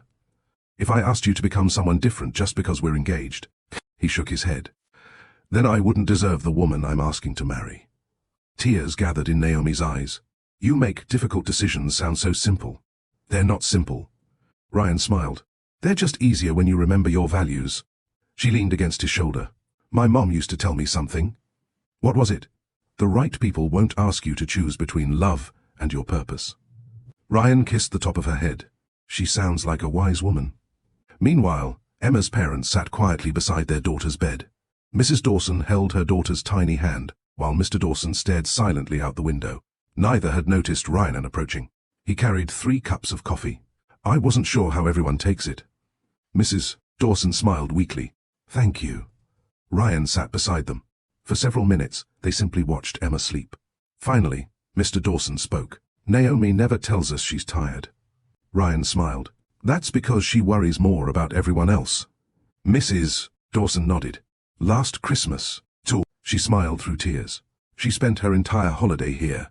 Ryan looked surprised. I didn't know that. She brought gifts for every child on this floor. Mr. Dawson added quietly. She even convinced Santa to visit. Ryan laughed softly. That sounds like her. Mrs. Dawson looked at him. You must be very proud of her. Ryan smiled.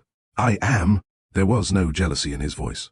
No insecurity, only admiration. Because genuine love celebrates another person's calling instead of competing with it. Across town, Richard Carter arrived at his office earlier than usual. For years, he had believed discipline meant arriving before everyone else. Today, he simply needed time to think. His longtime assistant, Helen, noticed something different. You seem distracted. Richard smiled faintly. I am. She handed him the morning schedule. You have a meeting with the Bennett family at 9. Richard stared at the page, then slowly closed the folder. Cancel it. Helen blinked. Sir? Cancel every meeting until noon. She nodded. I'll take care of it. As she left, Richard looked at an old photograph on his desk. It showed Ryan at age 8, proudly holding a handmade birdhouse they had built together one summer. Richard remembered how excited his son had been. Dad, look! It's not perfect. But I made it. Richard smiled at the memory. Back then, Ryan hadn't cared about approval. He had simply wanted to share something meaningful with his father. Somewhere along the way, Richard realized he had stopped noticing the person behind the accomplishments. That realization hurt, but it also gave him an opportunity. He picked up his phone. After a brief hesitation, he dialed a number he hadn't called in years. Charles? Victoria's father answered. Richard, we need to talk. Later that afternoon, Naomi entered Emma's room once more. The little girl looked tired but awake. She smiled when she saw her favorite doctor. Movie night? Naomi laughed. Not today. Emma pouted dramatically. I knew it. Naomi pulled a chair closer. I have something important to tell you. Emma listened carefully. There's a hospital in Boston. They have a special treatment. Emma's eyes widened. Will it help? We believe it might. The little girl thought for a moment, then asked the question only a child would ask. Will you come too? Naomi hesitated. Before she could answer, Ryan appeared quietly in the doorway. He smiled. She will. Naomi looked back at him. Their eyes met. No words were needed. She had made her decision, not because it was easy, but because it was right. Sometimes love isn't proven by holding someone back. Sometimes it's proven by giving them the freedom to become everything they were created to be. As Emma smiled for the first time in days, neither Ryan nor Naomi realized that another decision was unfolding elsewhere.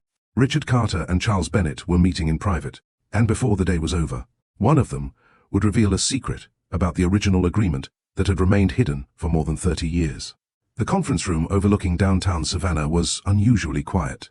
Richard Carter arrived first. He placed a worn leather folder on the polished oak table and stood beside the window, watching the morning traffic move below. For years, this room had been where multi-million-dollar decisions were made. Business mergers, property acquisitions, long-term investments. Today, however, no financial agreement mattered. The future of two families rested on something far more valuable than money. A gentle knock broke the silence. Come in. Charles Bennett entered carrying a small metal lockbox. He looked older than Richard remembered.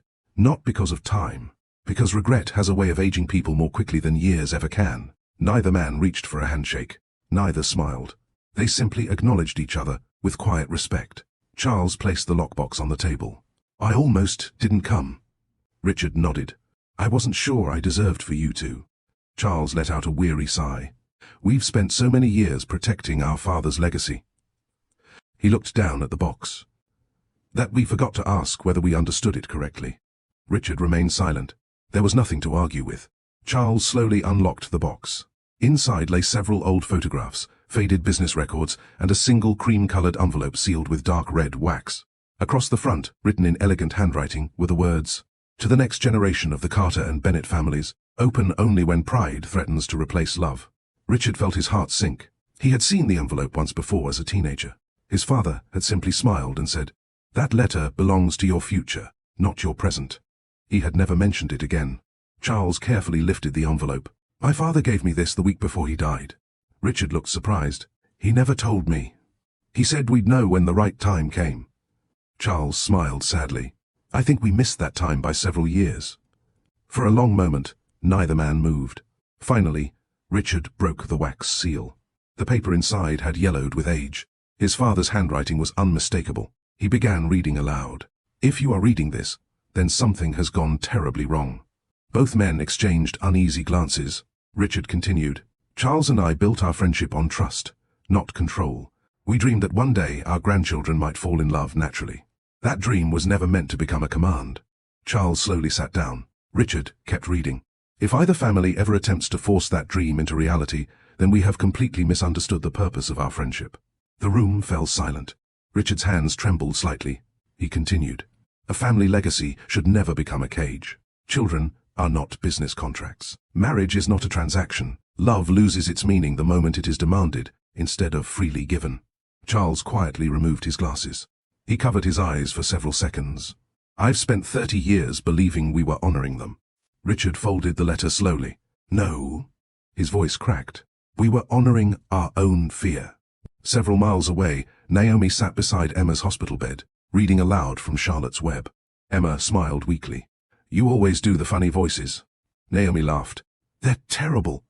They're funny. I'll take that. Ryan stood outside the room, speaking quietly with Emma's parents. Mrs. Dawson looked exhausted. Mr. Dawson hadn't left the hospital in nearly 3 days. Ryan handed him a breakfast sandwich. You should eat. Mr. Dawson hesitated. I don't have much of an appetite. Ryan smiled gently. Emma's going to need her dad strong. The older man accepted the food. Thank you. He looked at Ryan thoughtfully. Naomi tells us you're an architect.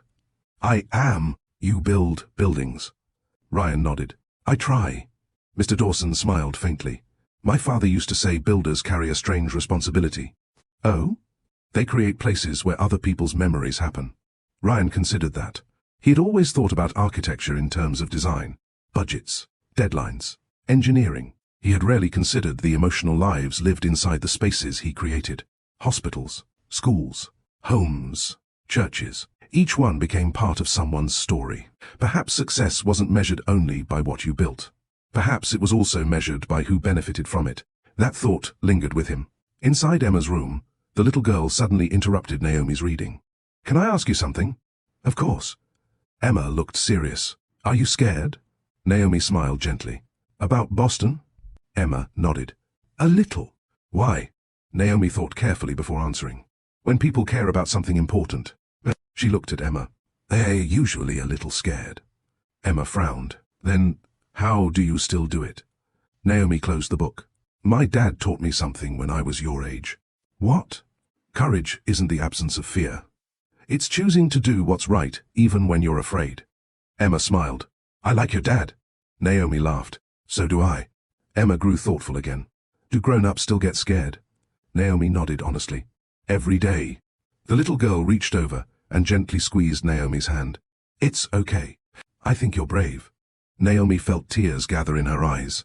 Sometimes, the people we believe we're helping quietly become our greatest teachers. At the Carter estate, Margaret wandered slowly through the empty dining room. The flowers from the previous night's gathering had begun to wilt. The untouched dinner had long since been cleared away. Only silence remained. She paused beside the family portrait hanging above the fireplace. Ryan looked about 12 years old in the photograph. He was laughing. Richard had his arm around him. Margaret remembered that day vividly. It had been taken after Ryan won a regional science competition. She remembered how proud everyone had been. Then another memory surfaced, a very different one. Ryan was 9 years old. He had spent weeks painting a picture for Mother's Day. The colors had run together. The perspective was uneven. It certainly wasn't perfect. Margaret had smiled politely before saying, "Next time, try staying inside the lines." She closed her eyes. At the time, she thought she was encouraging excellence. Now, she wondered whether she had accidentally taught perfection instead of confidence. Tears filled her eyes. How many times had she unintentionally made her son believe that love had to be earned? The realization hurt deeply. Not because she hadn't loved Ryan, she always had, but because love poorly expressed can sometimes feel like love withheld. That truth humbled her. Meanwhile, Victoria Bennett sat in her apartment, surrounded by unopened wedding magazines her mother had insisted she keep. She looked at them for several moments, then quietly placed every magazine into a cardboard box, one by one. Not angrily, simply, decisively. Her phone rang. It was her younger sister, Claire. "So?" Claire said immediately. "Mom told me everything." Victoria laughed softly. "I'm sure she did. You okay?" Victoria looked around the apartment. For the first time in years, she actually was. "You know what's strange?" "What?" "I thought losing that future would break me." Claire waited. Victoria smiled. "It turns out it wasn't my future." Sometimes people mourn expectations more than reality. Realizing the difference can feel incredibly freeing. Back in the conference room, Richard carefully folded his father's letter. Neither man had spoken for several minutes. Finally, Charles broke the silence. "What do we do now?" Richard looked out the window. "We tell our children the truth." Charles nodded. "All of it. No more protecting traditions. No more protecting pride." Richard smiled sadly. "Only people." For the first time in decades, the friendship between the Carter and Bennett families stopped revolving around business. It became something much simpler. Two fathers trying to become better men than they had been yesterday. And sometimes, that is where every meaningful legacy truly begins. Richard Carter stared at his phone. The words from the nurse echoed in his ears.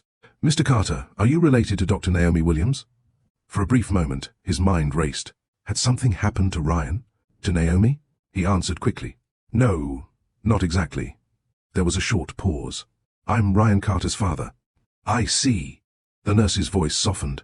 "Dr. Williams listed Mr. Ryan Carter as her emergency contact. We couldn't reach him because his phone went directly to voicemail." Richard frowned. "Is everyone all right?" "They're fine." Relief washed over him. "We simply wanted to let Mr. Carter know that Dr. Williams has been working continuously for nearly 20 hours. She refuses to leave until one of her patients is stable." Richard closed his eyes briefly. 20 hours. He glanced at his watch. He had spent most of those same hours worrying about family reputation. Naomi had spent them trying to save a child's life. The comparison humbled him. "I'll let him know." "Thank you, sir." The call ended. Richard remained standing in the parking garage outside his office. For the first time since meeting Naomi, he stopped thinking about her as the woman his son wanted to marry. Instead, he thought about her as a physician, a daughter, a human being, someone's child, someone who had devoted nearly an entire day to comforting frightened parents while carrying the emotional weight of her own difficult decisions. He quietly whispered to himself, "I never even asked who she was." Across town, Ryan finally noticed his phone lying inside the center console of his car. The battery had died during the long night. After charging it for a few minutes, several missed calls appeared. One from Richard, one from the hospital. Ryan immediately called his father back. Richard answered almost instantly. "Ryan, Dad, I spoke with the hospital." Ryan's expression changed. "Is everything okay?" "Yes." Richard hesitated. "They called because Naomi hasn't left in nearly a full day." Ryan smiled softly. "That sounds like her." Richard was quiet for a moment. "I've been thinking." Ryan waited. "When I first met Naomi, I judged her before I knew anything about her." Ryan didn't interrupt. "I only saw what I thought she represented." Richard sighed deeply. "I never stopped to ask what kind of person she actually was." Ryan leaned against the hospital wall. "People do that sometimes. It doesn't make it right." "No." Richard's voice became almost reflective. "I think I'd like to change that." Ryan smiled. "I think she'd appreciate the chance." Inside Emma's hospital room, the atmosphere felt noticeably lighter. The little girl's fever had begun to fall. Her breathing was steadier. The medical team remained cautious, but hope had returned. Emma looked toward Naomi. "Can I tell you a secret?" Naomi pulled her chair closer. "Always." Emma whispered dramatically, "I don't really like hospital food." Naomi laughed. "I don't think that's much of a secret." Emma grinned. "When I get better." She looked thoughtful. "Can we have pancakes?" Naomi smiled. "As many pancakes as your parents allow." Mrs. Dawson laughed for the first time in days. "Deal." Emma smiled sleepily. "I like when everybody laughs." The room became quiet again. Not with sadness, with gratitude. Sometimes the greatest victories don't come with applause. Sometimes they're measured by a child's smile after days of uncertainty. Later that afternoon, Naomi finally stepped outside for fresh air. Ryan found her sitting alone on a bench in the hospital garden. She looked exhausted, the kind of exhaustion that reached beyond physical tiredness. He quietly sat beside her. Neither spoke immediately. After several moments, Naomi broke the silence. "Do you ever wonder if you're enough?" Ryan turned toward her. "What brought that on?" She looked down at her hands. "My patients deserve everything I have. My family deserves my time. You deserve attention." She sighed. "And sometimes I feel like no matter how hard I try, a man gets less than they deserve." Ryan understood. Not because he had all the answers, because he had wrestled with similar questions. "When I started my architecture firm," he smiled faintly, "I worked 16-hour days. I convinced myself I was doing it for everyone." Naomi listened. "But, eventually, my grandmother asked me one question. What? Are you building a successful business? Or are you building a successful life?" Naomi looked at him. "I didn't understand the difference." Ryan nodded. "Neither did I." He smiled gently. "A successful business can replace money. A successful life can't replace moments." Naomi leaned back against the bench. "So how do you balance everything?" Ryan laughed quietly. "I'm still learning." He took her hand. "But I do know this. You don't have to be everything to everyone. You only have to be faithful to the responsibilities you've been given today." Naomi smiled thoughtfully. "My mother used to say something similar. But what was it? Don't borrow tomorrow's worries before today's work is finished." Ryan nodded. "I like your parents." "You'd love them." "I hope so." At the Carter estate, Margaret stood in the kitchen preparing soup. Not because the house staff couldn't, because she needed something ordinary, something grounding. The housekeeper looked surprised. "Mrs. Carter?" Margaret smiled. "I think I'd like to cook today." As she chopped vegetables, memories surfaced. Ryan helping stir soup as a little boy, laughing when flour covered the kitchen floor, asking endless questions. Why does bread rise? Why do onions make us cry? She smiled through tears. Somewhere between raising a child and protecting a family image, she had forgotten how beautifully ordinary life could be. Her phone buzzed. It was a message from Evelyn. "People grow best where they're accepted, not where they're constantly evaluated. Margaret read the sentence 3 times, then quietly saved it. That evening, Victoria visited her grandmother, Eleanor Bennett. The elderly woman lived in a small cottage overlooking a peaceful lake. Unlike the grand Bennett mansion, Eleanor's home felt warm rather than impressive. She welcomed Victoria with a hug. "I've been expecting you." Victoria laughed. "How? You only visit without calling when something important has happened." They sat together on the porch. Victoria told her everything. The dinner, Ryan, Naomi, the family agreement, the letter. When she finished, Eleanor smiled knowingly. "I wondered when someone would finally be brave enough." Victoria blinked. "You knew about the letter?" "Oh, yes," she chuckled. "I helped your grandfather write part of it." Victoria stared in disbelief. "What?" Eleanor nodded. "He worried future generations might confuse tradition with control." She looked across the lake. "So, we added something." Victoria leaned forward. "What?" Eleanor smiled. "The sentence your grandfather insisted upon." She recited it from memory. "The greatest gift parents can give their children isn't direction. It's the freedom to become honorable people on their own." Victoria felt tears welling in her eyes. "That's beautiful." "It is." Eleanor squeezed her granddaughter's hand. "And now," she smiled, "you finally have that freedom." As night settled over Savannah, Ryan and Naomi left the hospital together. Emma was resting comfortably. The transfer to Boston was being arranged. Neither of them spoke much during the drive. The emotional weight of the past 2 days had finally begun catching up with them. When they arrived at Naomi's apartment, Ryan walked her to the door. She smiled. "I think this has been the longest day of my life." Ryan laughed softly. "I think it started 3 days ago." She nodded. "Feels that way?" Before going inside, she looked at him seriously. "Thank you." "For what?" "For never making me choose between loving you and becoming who I'm meant to be." Ryan gently tucked a loose strand of hair behind her ear. "That's because loving you includes becoming who you're meant to be."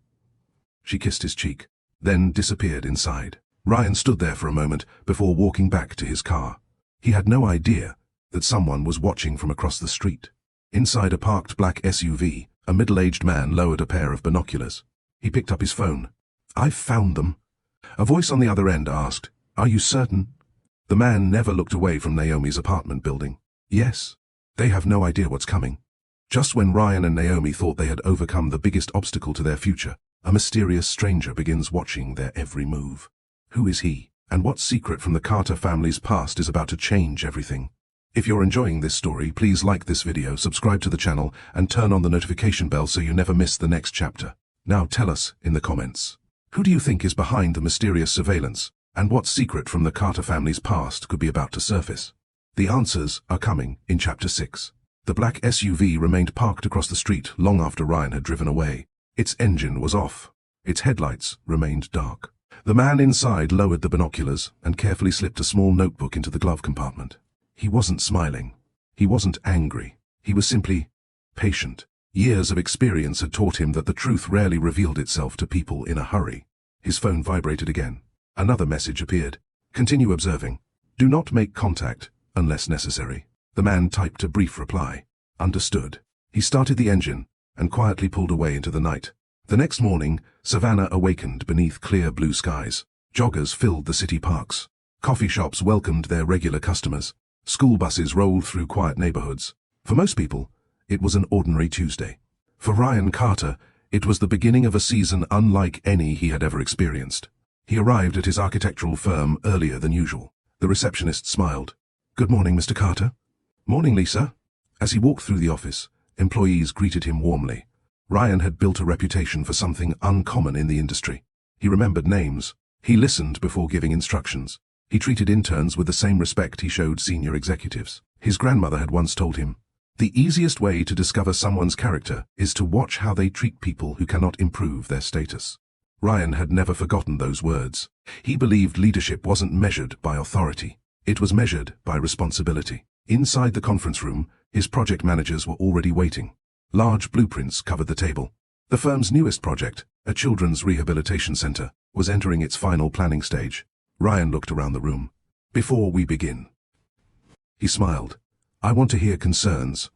Several employees exchanged surprised looks. One of the younger architects cautiously raised her hand. "The therapy wing," Ryan nodded. What about it? I think the hallways are too narrow. Another manager disagreed. They meet every building requirement. They do, the young architect admitted. But many children using wheelchairs will travel beside parents and therapists. She pointed to the drawings. We're designing for compliance. She paused. I think we should design for comfort. The room became quiet. Ryan studied the plans. She was right. Technically, the design met every legal standard. Practically, it could be better. He looked around the room. This is exactly why every voice matters. He picked up a red pencil. We're widening every therapy corridor. One senior engineer frowned. That will increase costs. Ryan nodded. It will. But families shouldn't have to squeeze through hallways because we wanted to save money. He looked at the younger architect. Excellent observation. Her face lit up. Thank you. As the meeting continued, several employees became noticeably more willing to speak. Ryan smiled inwardly. People contribute their best ideas when they know they won't be embarrassed for sharing them. That lesson applied far beyond architecture. It applied to families, friendships, marriages, even entire communities. Across town, Naomi met with Dr. Brooks to finalize Emma's transfer. Stacks of paperwork covered his desk. The flight leaves tomorrow morning. Naomi nodded. I've already packed. Dr. Brooks leaned back in his chair. I've worked with many physicians. So have I. Not many inspire children the way you do. Naomi laughed softly. I think cartoons help. They do. His expression grew serious. But compassion helps more. He folded his hands. I need to ask something. Naomi listened. When Boston is over. He hesitated. Have you ever considered leading our pediatric department? She blinked. I've never even applied. I know. We'd like you to. The offer surprised her. Leading the department had always seemed like a distant dream. One day, years from now, not today, Dr. Brooks continued. The hospital needs more than skilled doctors. It needs leaders who remind people why they became doctors in the first place.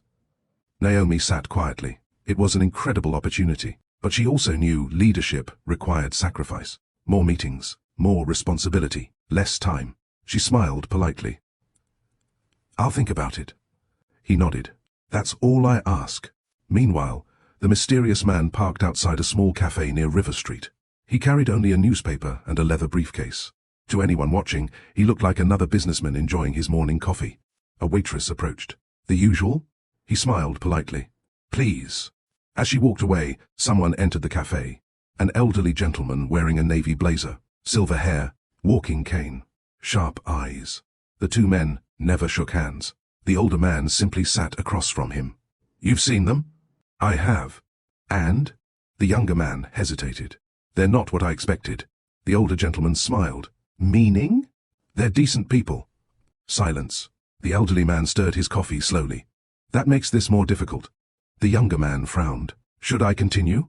The older gentleman looked out the window. Yes, but remember, they're not your enemies. Those words lingered between them. That afternoon, Ryan stopped by the hospital before heading home. Emma was asleep. Naomi sat beside the bed reviewing medical notes. She looked up and smiled. I thought you had meetings. I did. He held up a paper bag. I brought lunch. She laughed. It's 4 o'clock. I know. It's still lunch if you haven't eaten. She accepted the bag gratefully. Inside was her favorite grilled chicken sandwich. You remembered. I pay attention. She smiled. That's one of my favorite things about you. Ryan pulled up a chair. Can I ask you something? Always. When did you decide to become a doctor? Naomi looked toward the sleeping child. When I was 11. What happened? She smiled thoughtfully. My little brother. Ryan listened carefully. He had severe asthma. There were nights Mom rushed him to the emergency room. She paused. I'll never forget one particular doctor. What about him? He treated my brother. She smiled. But he also sat beside me. He explained everything. He answered every question. He never made me feel like I was just the worried older sister. She looked at Ryan. When we left the hospital, I realized something. What? He probably forgot my name. Ryan nodded slowly. But I'll remember his kindness for the rest of my life. She smiled. That's when I understood.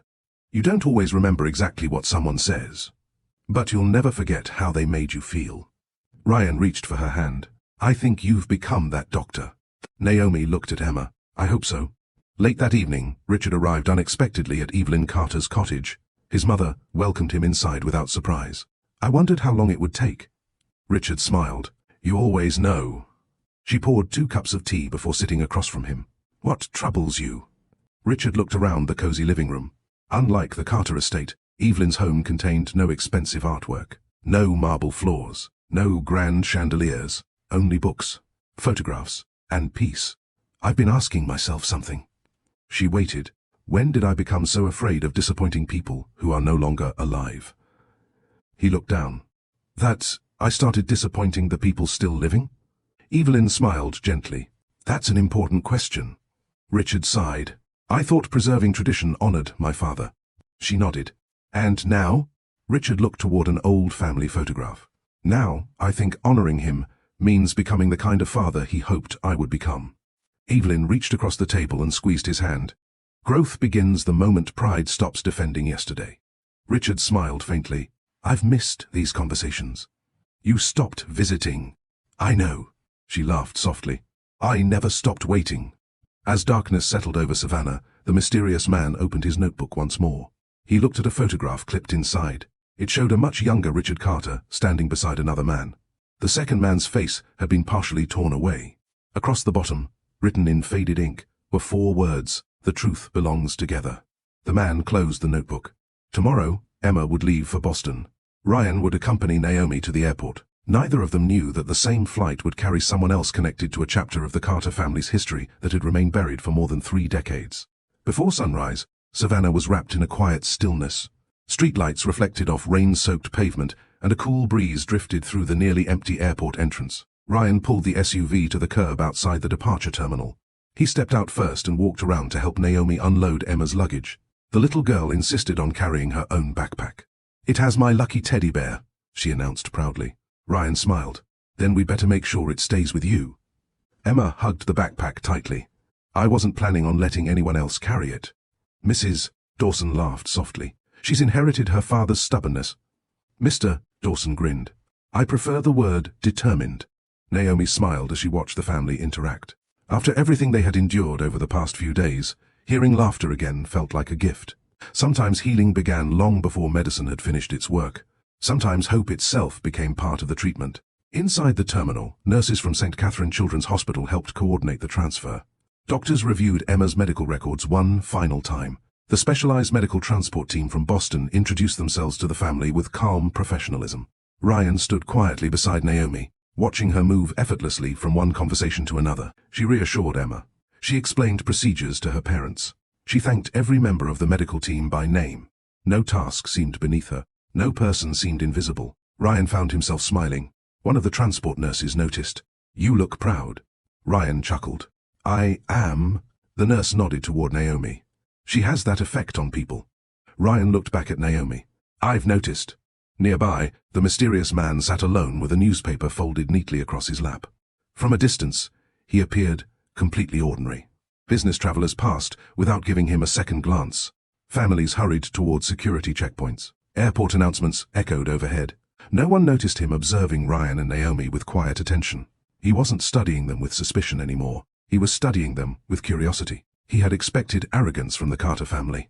He had expected entitlement. Instead, he had witnessed kindness, patience, humility. The image he had carried for years no longer matched reality. That unsettled him more than he expected. His phone vibrated.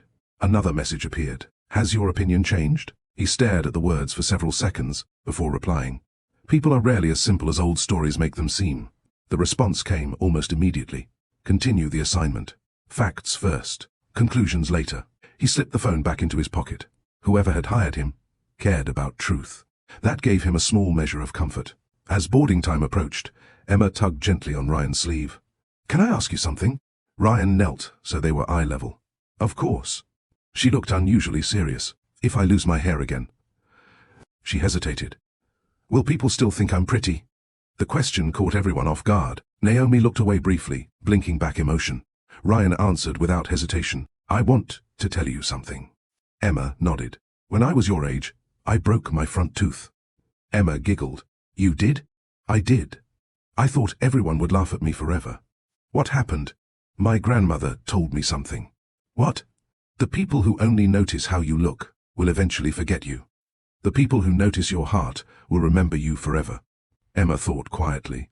So. She smiled. Being kind lasts longer than having pretty hair. Ryan smiled warmly. Much longer. Emma hugged her teddy bear. I think I can remember that. Naomi watched the exchange with quiet admiration. Educational lessons didn't always come from classrooms. Sometimes they were shared in airports, hospital rooms, or ordinary conversations between people who genuinely cared for one another. After the medical team escorted Emma toward the boarding gate, Mrs. Dawson turned to Naomi. I don't know how we'll ever thank you. Naomi gently shook her head. You don't owe me anything. Mrs. Dawson smiled through tears. You gave us hope. Naomi answered softly, no. She looked toward Emma. She reminded all of us why hope matters.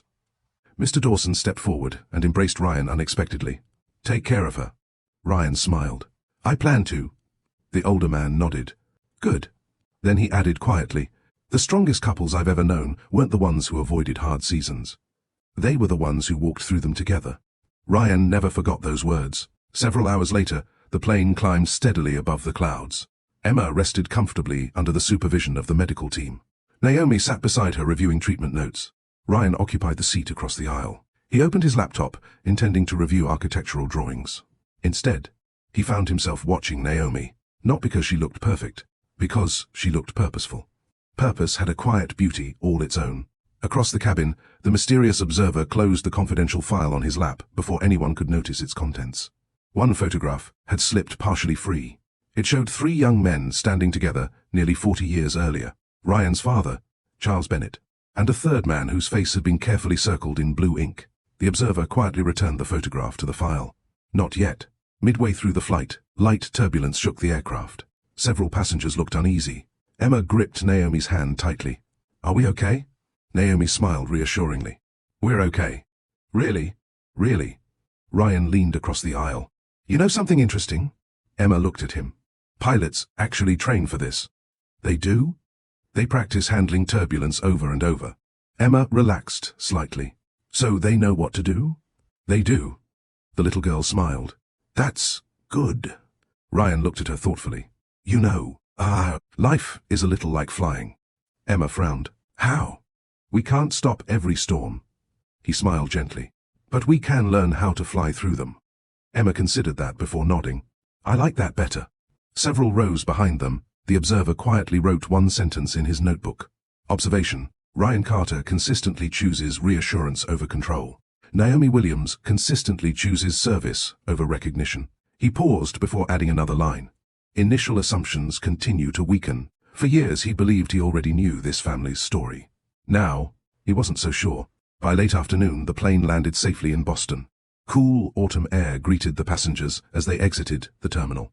An ambulance transport team waited nearby for Emma. Doctors from the Pediatric Research Institute welcomed Naomi warmly. Dr. Elena Foster, the lead specialist, extended her hand. Dr. Williams, we're honored you're here. Naomi smiled. The honor is mine. Dr. Foster looked toward Emma. We're going to take very good care of her. Emma smiled bravely. I know. As the medical convoy departed, Ryan slipped his hand into Naomi's. Boston was unfamiliar. The coming months would test both of them in new ways. Yet neither felt afraid, because home wasn't a city. It wasn't a building. It was the person walking beside you. Across the parking area, the mysterious observer watched them leave. He reached into his briefcase and removed the old photograph one more time. This time, he studied the third man's face carefully.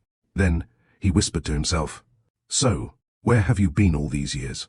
Whatever secret had remained hidden for decades, it was no longer just a question of the past. It had become part of their future. The morning sunlight filtered through the tall windows of Richard Carter's office. He had barely touched the stack of contracts waiting on his desk.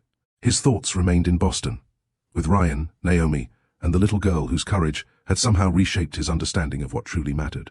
A soft knock interrupted the silence. His assistant stepped inside. Mr. Carter? Yes, Helen? There's someone here asking to see you. Richard glanced at his schedule. I don't have any appointments. He says he doesn't have one either. Helen hesitated. But he insisted you'd want to hear what he has to say. Richard frowned.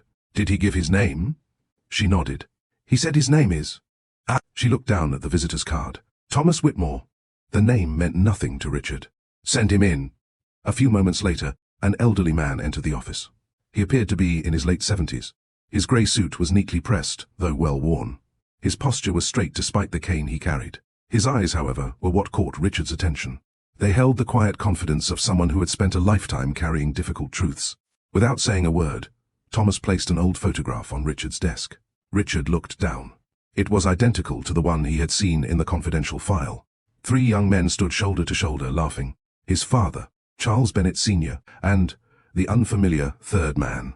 The same face. Circled in blue ink, Thomas rested both hands on his cane. You've been wondering who he is. Richard looked up. Do I know you? Thomas smiled faintly. No. But I knew your father. Richard's heartbeat quickened. And the man in the photograph? Thomas nodded. Very well. Silence settled over the room. Richard gestured toward the chair opposite him. Please. Thomas sat carefully. For several moments, neither spoke. Finally, Richard asked, Who is he? Thomas looked down at the photograph. His name was Daniel Lawson. Richard searched his memory. The name meant nothing. I've never heard my father mention him. Thomas wasn't surprised. He wouldn't have. Why not? Because he promised he never would. Richard leaned back. I don't understand. Thomas looked toward the office window. 40 years ago. Your father made a promise that changed 3 families forever. Thousands of miles away in Boston, Naomi stood inside the Pediatric Research Institute, listening as Dr. Elena Foster introduced her to the medical team. The treatment schedule will be intense. Naomi nodded. I expected that. Doctor. Foster smiled. I've read your reports. I've also spoken with Emma. Naomi laughed softly. I hope she behaved herself. The doctors chuckled. Dr. Foster shook her head. She told us you're her hero. Naomi looked embarrassed. I hope I told her not to exaggerate. She wasn't exaggerating. Dr. Foster's expression grew thoughtful. You've earned extraordinary trust. Naomi glanced toward Emma's room. I've simply tried to be consistent. The senior physician smiled. Consistency is rarer than talent. Those words stayed with Naomi. In medicine, as in relationships, trust wasn't built by one dramatic moment. It was built by countless ordinary acts repeated faithfully over time. Ryan spent the morning exploring the Institute's family center. He admired how thoughtfully every room had been designed. Wide hallways, bright colors, natural light, comfortable seating for exhausted parents. Every detail reflected compassion rather than convenience. He found himself sketching ideas in a notebook. One of the hospital administrators noticed. You're an architect? Ryan smiled. I am. The administrator extended his hand. Michael Abrams. Ryan introduced himself. Michael glanced at the sketches. You've been redesigning our waiting room. Ryan laughed. Occupational habit. Michael studied the drawing. You widened the family seating. Ryan nodded. Parents shouldn't have to choose between sitting together and making room for wheelchairs. Michael looked impressed. You notice things. Ryan smiled. I've been learning to. Michael folded the sketch carefully. If you're willing. I'd love to hear more of your ideas while you're here. Ryan hadn't expected to contribute professionally during the trip. Yet another unexpected door had quietly opened. Sometimes purpose follows people who simply pay attention. Back in Savannah, Thomas Whitmore carefully unfolded a second document from his briefcase. It wasn't a business contract. It was a newspaper clipping dated 38 years earlier. The headline read, Local firefighter dies saving 2 children from warehouse fire. Richard frowned. What does this have to do with my father? Thomas slid the article closer. Look at the names. Richard read carefully. The firefighter was identified as Daniel Lawson.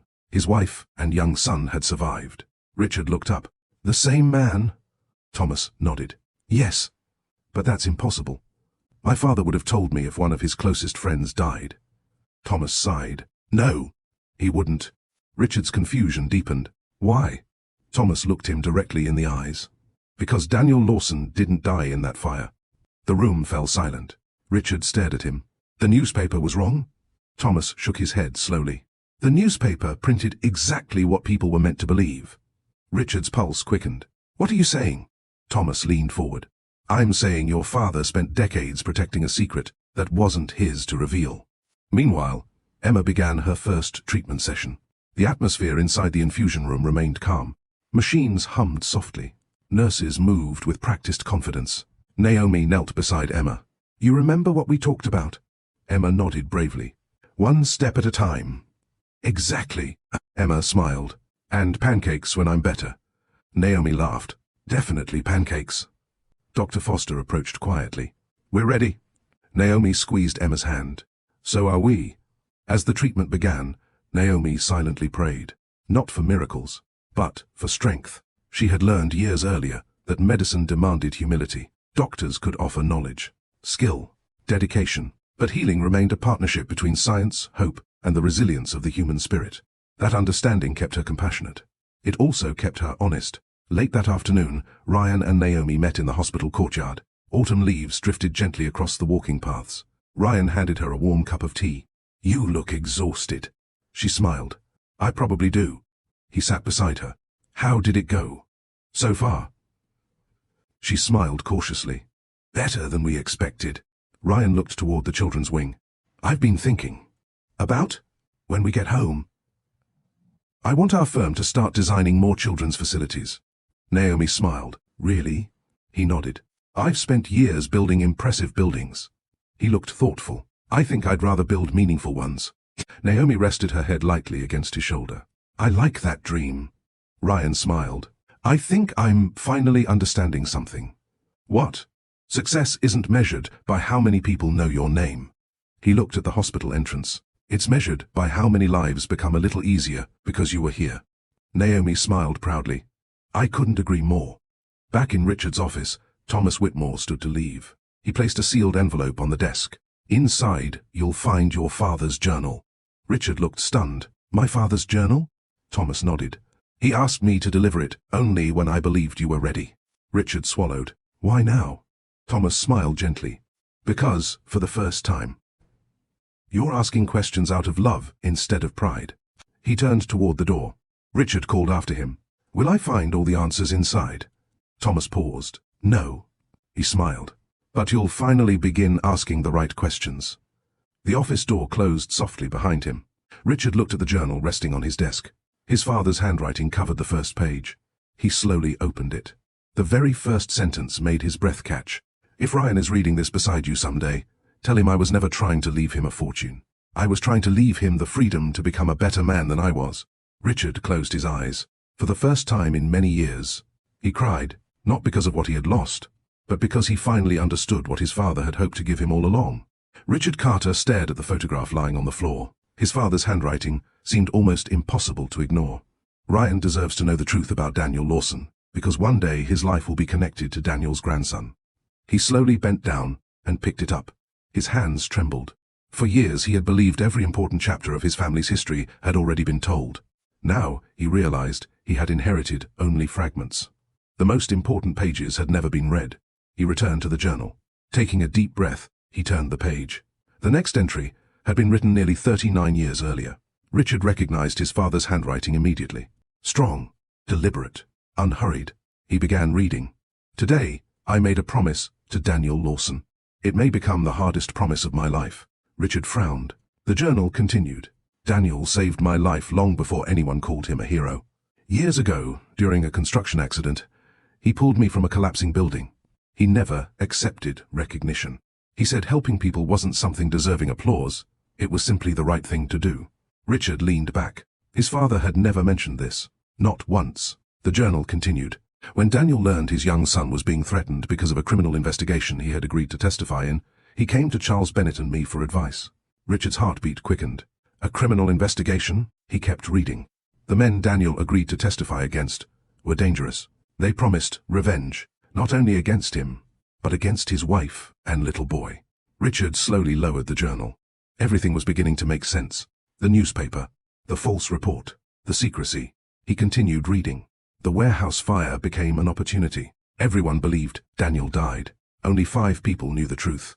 Daniel, his wife, Charles Bennett, myself, and Thomas Whitmore. Richard whispered softly, My God. Across the country in Boston, Emma completed another treatment session. Although visibly tired, she managed to smile as Naomi adjusted her blanket. Am I still brave? Naomi smiled warmly. You've always been brave. Emma thought for a moment. I don't always feel brave. Naomi nodded. I know. Emma looked curious. Then why do people keep saying I am? Naomi gently brushed a strand of hair from Emma's forehead. Because bravery isn't about how you feel. Emma listened carefully. It's about what you choose. She smiled. Even when you're scared. Emma nodded slowly. So, I can be afraid, and still be brave? Naomi squeezed her hand. Every single day. Nearby, Emma's mother quietly wiped away tears.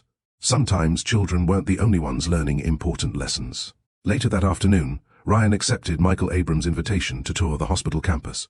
They walked through rehabilitation centers, therapy gardens, family lounges, and pediatric classrooms. Ryan noticed something unusual. Every hallway had large windows overlooking green spaces. He smiled. I like this. Michael nodded. Do you know why we built it this way? Ryan shook his head.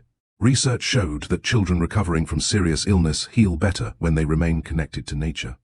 Ryan looked out at the gardens, where several young patients were laughing despite their circumstances. Michael continued. We've learned something over the years. Buildings don't heal people. Ryan looked at him. People heal people. He paused. But buildings can either help that happen or make it harder. Ryan stood quietly. For years, architecture had been about beautiful structures. Now, he saw something deeper. Every design decision carried human consequences. Wide windows, comfortable waiting rooms, accessible entrances, quiet spaces for grieving families. Compassion could be built into walls. That realization excited him more than any award he had ever received. That evening, Ryan and Naomi shared dinner in the hospital cafeteria. Neither seemed to mind the simple meal. After the emotional days they'd experienced, ordinary moments had become surprisingly meaningful. Ryan looked across the table. Can I ask you something? Naomi smiled. You've asked me that a lot lately. I know. I've been thinking. She laughed. That's usually a good sign. Ryan became thoughtful. If our future doesn't look exactly the way we planned. He hesitated. Will you be disappointed? Naomi didn't answer immediately. Instead, she asked her own question. What do you think we planned? Ryan smiled. A wedding, a home, a family. She nodded. I still want all of those things. So do I. She reached across the table and took his hand. But I don't want a perfect life. Ryan looked surprised. I want a meaningful one. He smiled. There's a difference. A big one. Naomi continued. Perfect lives exist in photographs. She glanced toward the children's ward. Meaningful lives are built in moments like these. Ryan followed her gaze. Parents comforting children. Nurses encouraging frightened families. Doctors quietly doing difficult work. He nodded. I think you're right. She smiled. We're already building the life we wanted. It just doesn't look exactly like we imagined. Ryan realized something important. Their happiness had never depended on perfect circumstances. It depended on shared values. And those values had only grown stronger. Back in Savannah, Richard continued reading the journal late into the night. Another page caught his attention.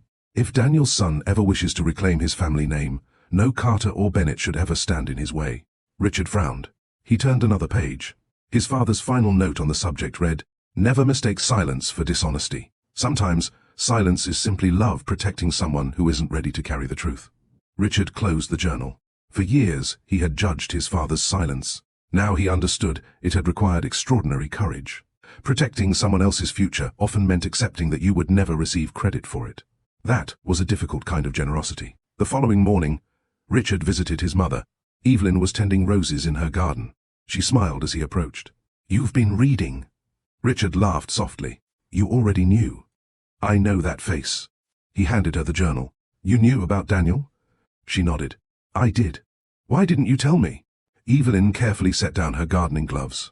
Because it wasn't my story to tell. Richard sighed. I've spent so much of my life demanding answers.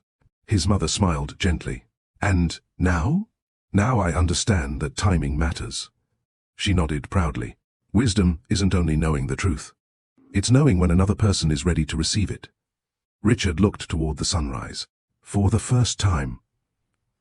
I think I'm becoming the father Ryan deserved years ago. Evelyn smiled. Then don't waste another day. Meanwhile in Boston, Emma's latest test results arrived. Dr. Foster studied the chart carefully before walking toward Naomi. A smile slowly spread across her face. The treatment is working. Naomi blinked. Already? The early indicators are extremely encouraging. Naomi closed her eyes briefly in gratitude. Emma's parents embraced each other. Ryan smiled as relief washed across the room. For the first time since arriving in Boston, hope no longer felt fragile. It felt real. Yet none of them realized that another visitor had just entered the hospital lobby. The mysterious observer quietly checked in at the reception desk. This time, he wasn't there merely to watch. He carried a sealed envelope addressed to Ryan Carter. Inside was a copy of Daniel Lawson's photograph, and a handwritten note containing only one sentence. Your family's greatest act of love has remained hidden for nearly 40 years. It's time you learned why. Ryan stood in the hospital lobby, staring at the sealed envelope in his hands. The paper felt unusually heavy, not because of its weight, because of what it might contain. Before he could open it completely, his phone began to ring. The screen displayed a name that made him pause. Dad. For a brief moment, he looked from the phone to the envelope. Two mysteries, one choice. He answered. Hi, Dad. Richard's voice was quieter than usual. Ryan, are you somewhere private? Ryan glanced around the lobby. Families sat waiting for appointments. Children played quietly in a brightly colored activity corner. Volunteers served coffee to exhausted parents. No, but I can be. Please, I need to tell you something important. Ryan looked toward Naomi, who was still speaking with Dr. Foster several yards away. I'll call you back in 5 minutes. No, Richard interrupted gently. This shouldn't wait. Ryan heard something unfamiliar in his father's voice. Not authority, not expectation. Humility. I'll find somewhere quiet. He slipped into a small garden courtyard beside the lobby. Autumn leaves drifted across the stone pathway as he sat on a wooden bench. I'm here. Richard remained silent for several seconds. Finally he spoke. I owe you an apology. Ryan smiled faintly. You've already apologized. No, Richard answered. I apologized for what happened at the house. This is different.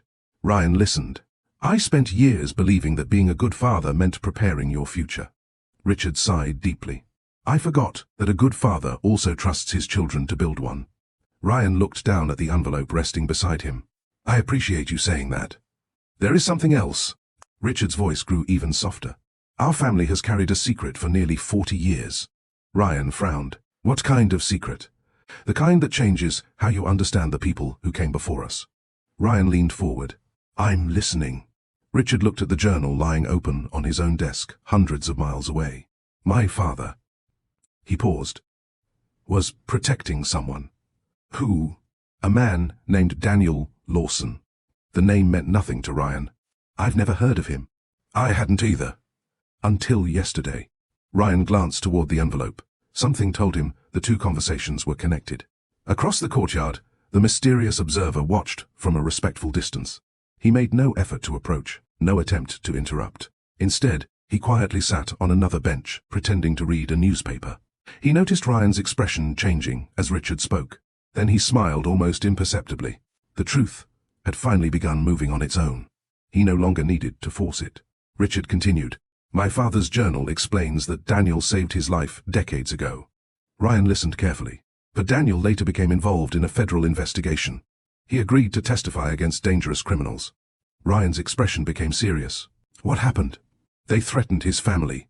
Ryan looked toward the hospital entrance, where Emma's parents stood talking quietly. He imagined someone threatening the people he loved. The thought made his stomach tighten. Richard continued. So your grandfather, and Victoria Bennett's grandfather, helped Daniel disappear. Ryan blinked. They hid him? They helped everyone believe he had died. Silence settled between them. Ryan struggled to process what he had just heard. My grandfather did all that. And never told anyone? Richard smiled sadly. He believed some promises were too important to break. Ryan slowly looked down at the envelope again. His pulse quickened. Dad, something strange just happened. What? Someone handed me an envelope. Richard frowned. An envelope. It contains a photograph. Ryan slowly removed the picture. His eyes widened. It's the same photograph you just described. 3 young men. One was his grandfather. One was Charles Bennett. The third, a smiling man Ryan had never seen before, Daniel Lawson. Richard closed his eyes briefly. So, it's finally happening. What is? The past. He took a deep breath. It's finally finding us. Meanwhile, Naomi remained in Dr. Foster's office, reviewing Emma's latest test results. Every indicator showed improvement. The treatment was working better than expected. Dr. Foster smiled. If this continues, Emma may be able to leave intensive care much sooner than we expected. Naomi's shoulders relaxed. That's wonderful. It is. Dr. Foster closed the medical file. I've also spoken with the hospital board. Naomi looked surprised. The board? They've been following your work. Naomi laughed nervously. I hope that's a good thing. It is. Dr. Foster smiled warmly.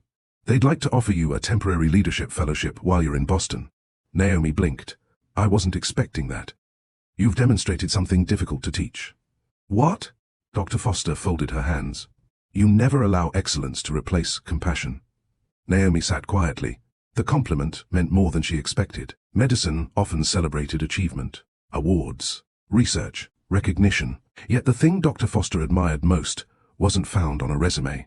It was character. She remembered something her father had once told her during medical school. Never become so busy treating illnesses that you forget you're caring for people. Those words had guided every decision she made. Later that afternoon, Ryan joined Naomi in the hospital cafe. She immediately noticed something different. You've been thinking. He smiled. That obvious. She nodded. You wrinkle your forehead whenever you're trying to solve something. Ryan laughed. I didn't know I did that. You do. He slid the old photograph across the table. Naomi picked it up carefully. Who's this? My grandfather. She pointed toward the second man. Mr. Bennett's father? Ryan nodded. Then she looked at the third face. And him? Ryan leaned back. I've spent the last hour asking myself the same question. He explained everything Richard had told him. The construction accident, the threats, the fake death, the decades of silence. Naomi listened without interrupting. When he finished, she remained quiet for several moments. Finally she asked, How do you feel? Ryan thought carefully before answering. Confused. She nodded. That's understandable. But also, he smiled faintly. Proud. Naomi looked at him. Proud? My grandfather could have protected his reputation. He looked at the photograph again. Instead. He protected another family's future. Naomi smiled. That's a beautiful legacy. Ryan nodded slowly. I spent years believing our family's greatest achievement was building successful businesses. He looked out the cafe window toward the children's garden. Maybe it was something much quieter. Naomi reached across the table and gently squeezed his hand. The greatest legacies usually are. That evening, Richard received another unexpected visitor. It was Victoria Bennett. She carried 2 cups of coffee. I thought you might need one. Richard smiled. I probably do. She sat across from him. I spoke with my father. Richard nodded. So did I. Victoria looked toward the journal. Is that your father's? It is. She smiled softly. My grandmother told me your father and my grandfather were different people when they were together. Richard looked up. What did she mean? They made each other kinder. The words lingered in the room. Richard realized that true friendship doesn't simply accomplish great things. It quietly shapes who we become. Perhaps that had been the real legacy all along. Not money, not influence, but character. As night settled over Boston, Ryan walked alone through the hospital's healing garden. The air was crisp. The trees glowed beneath soft lights. He looked once more at the photograph. 3 young men smiling as though they had all the time in the world. He whispered quietly, I wish I could ask you what really happened. A gentle voice answered from behind him. You still can. Ryan turned. The mysterious observer stood several feet away. For the first time, he wasn't hiding. He wasn't watching from a distance. He extended his hand. My name is Jonathan Whitmore. Ryan accepted the handshake cautiously. I knew Daniel Lawson. Ryan's heart skipped. And I think, Jonathan said gently, it's finally time someone told you the rest of the story. Ryan looked down at the worn leather journal resting in his hands. Unlike his grandfather's journal, this one bore no family crest, no initials, no title. Just years of wear along the edges, as though it had been carried through countless journeys. He looked back at Jonathan Whitmore. You said this belonged to Daniel Lawson? Jonathan nodded. It did. Ryan hesitated. How did it end up with you? Jonathan smiled faintly. Because I made him a promise.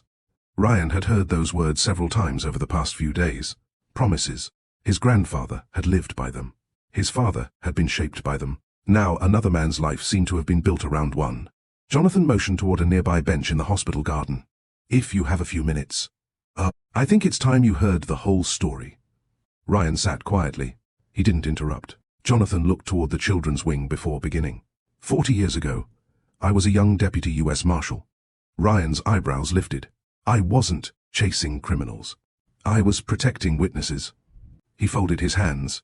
Daniel Lawson became one of the most important witnesses in a federal investigation involving organized crime. Ryan remembered what his father had said. The threats, Jonathan nodded. They were real.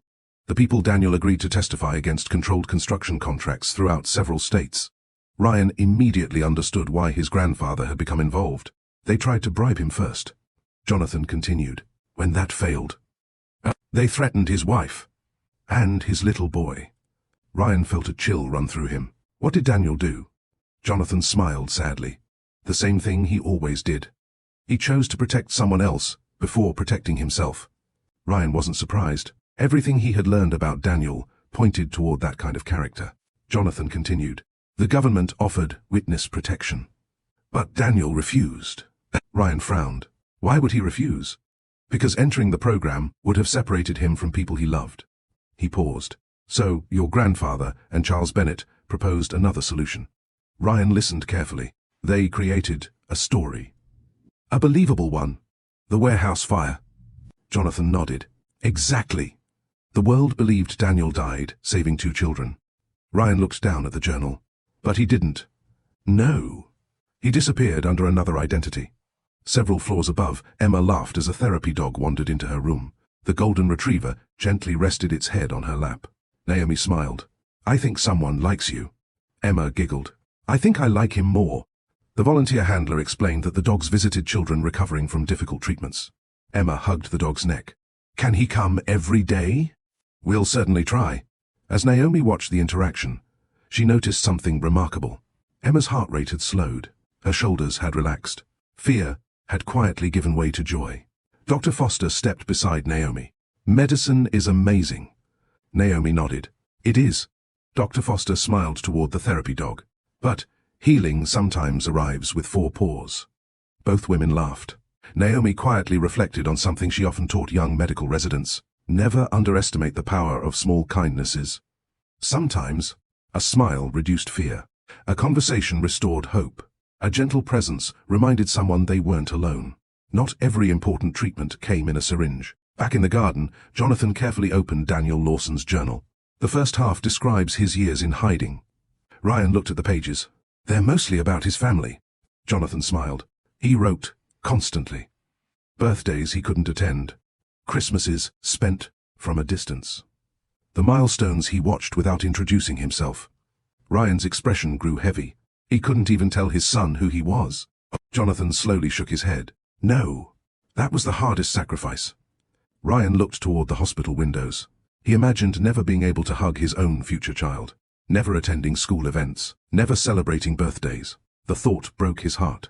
Jonathan quietly turned several pages. Then one entry changed everything. Ryan looked up. What happened? Daniel learned that his son had graduated from college. Jonathan smiled softly. He wrote something beautiful that day. Ryan waited. Jonathan read aloud. A father isn't remembered only by the years he stands beside his child. He's remembered by whether his choices helped his child stand safely in the world. Ryan closed his eyes briefly. The words settled deep within him. Daniel had lost decades with his family, yet he never described himself as a victim. He viewed every sacrifice through the lens of love. That perspective humbled Ryan. Meanwhile, Richard Carter boarded the first evening flight to Boston. He had made his decision. Some conversations no longer belonged over the phone. They belonged face to face. As the plane lifted into the evening sky, he carried both journals in his briefcase. His father's, and copies of Daniel's entries that Jonathan had secretly preserved decades earlier. Richard looked out the window. He smiled quietly. For the first time in many years, he wasn't traveling for business. He was traveling to rebuild a relationship. Sometimes the most important journeys begin after we admit we've been walking in the wrong direction. That same evening, Victoria Bennett visited Eleanor, her grandmother. They sat together watching the sunset over the lake. Victoria smiled. I've been thinking. Dangerous habit. Eleanor teased. Victoria laughed. I used to believe family honor meant never disappointing anyone. Her grandmother nodded. A lot of people believe that. But now, oh, Victoria looked toward the water. I think family honor means becoming someone your family can be proud of, even if they don't understand your choices immediately. Eleanor smiled. Now you're beginning to understand. What? The difference between obedience and integrity. Victoria nodded thoughtfully. One lesson had become clear through everything that had happened. Healthy families don't demand blind agreement. They create space for honest conversations. Late that night, Ryan finally reached the last completed page of Daniel Lawson's journal. He stopped reading. One sentence caught his attention immediately. It had been underlined twice. If my grandson ever meets Ryan Carter, I hope they become friends before they learn our history. Ryan looked up in disbelief. My grandfather. Ah! Jonathan nodded gently. And Daniel remained friends. Ryan frowned. But how could Daniel know my name? Jonathan smiled. Because your grandfather visited him. Ryan's eyes widened. What? Whenever it was safe. He showed Daniel photographs. Ryan swallowed. So Daniel watched me grow up. Without me ever knowing he existed. Jonathan nodded. He was incredibly proud of you. Emotion welled inside Ryan, not because he had discovered another family secret, because somewhere, for years, a man he had never met had quietly celebrated every milestone of his life. Jonathan reached into his briefcase once more. This belongs to you. He handed Ryan an old envelope. Inside were dozens of photographs. Ryan learning to ride a bicycle. Ryan graduating high school. Ryan opening his architecture firm. Each picture carried a handwritten note. Tell him congratulations. He looks just like his grandfather. He seems kind. Ryan could no longer hold back his tears. Sometimes love leaves no public record. Sometimes it survives quietly. Inside photographs, letters, and promises faithfully kept. Jonathan smiled gently. Your grandfather always said something. Ryan looked up. What? Character is what you protect when nobody is watching. Ryan smiled through tears. I think he was right. Just then, Ryan's phone vibrated. It was Naomi. Where are you? He wiped his eyes quickly. In the garden. You might want to come upstairs. Ryan's heart skipped. Is everything okay? Naomi laughed. Better than okay. You need to hear this from Emma yourself. Ryan hurried toward the elevator. When he entered Emma's room, she looked brighter than she had in weeks. Dr. Foster smiled. The latest results just came back. Ryan looked between them. Emma grinned. The medicine is working. Naomi's eyes filled with grateful tears. The room erupted in quiet celebration. There were no fireworks, no dramatic speeches, just relieved parents, a smiling child, dedicated doctors, and two people who realized that life's greatest victories are often the quietest ones. As Ryan slipped his hand into Naomi's, he silently thanked God for the ordinary miracle unfolding before them. Neither of them noticed Richard Carter stepping off the elevator at the far end of the hallway. He paused, watching them from a distance. His son, the woman he loved, a little girl beginning to heal. Richard smiled. For the first time in years, he understood exactly what kind of legacy he wanted to leave behind. Jonathan Whitmore stood frozen in the middle of the hospital corridor. The elderly physician walking toward the elevators paused for only a moment before looking in Jonathan's direction.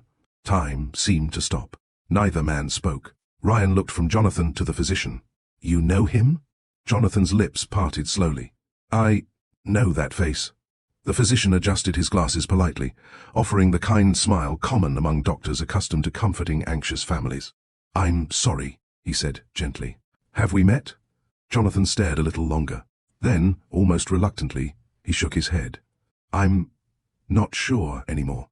The physician nodded kindly. It happens. He continued walking down the hallway before disappearing around the corner. Ryan looked back at Jonathan. I thought you said... Jonathan interrupted him. I need to make certain before I say another word. He rubbed his forehead. For a moment, I thought I was looking at a ghost.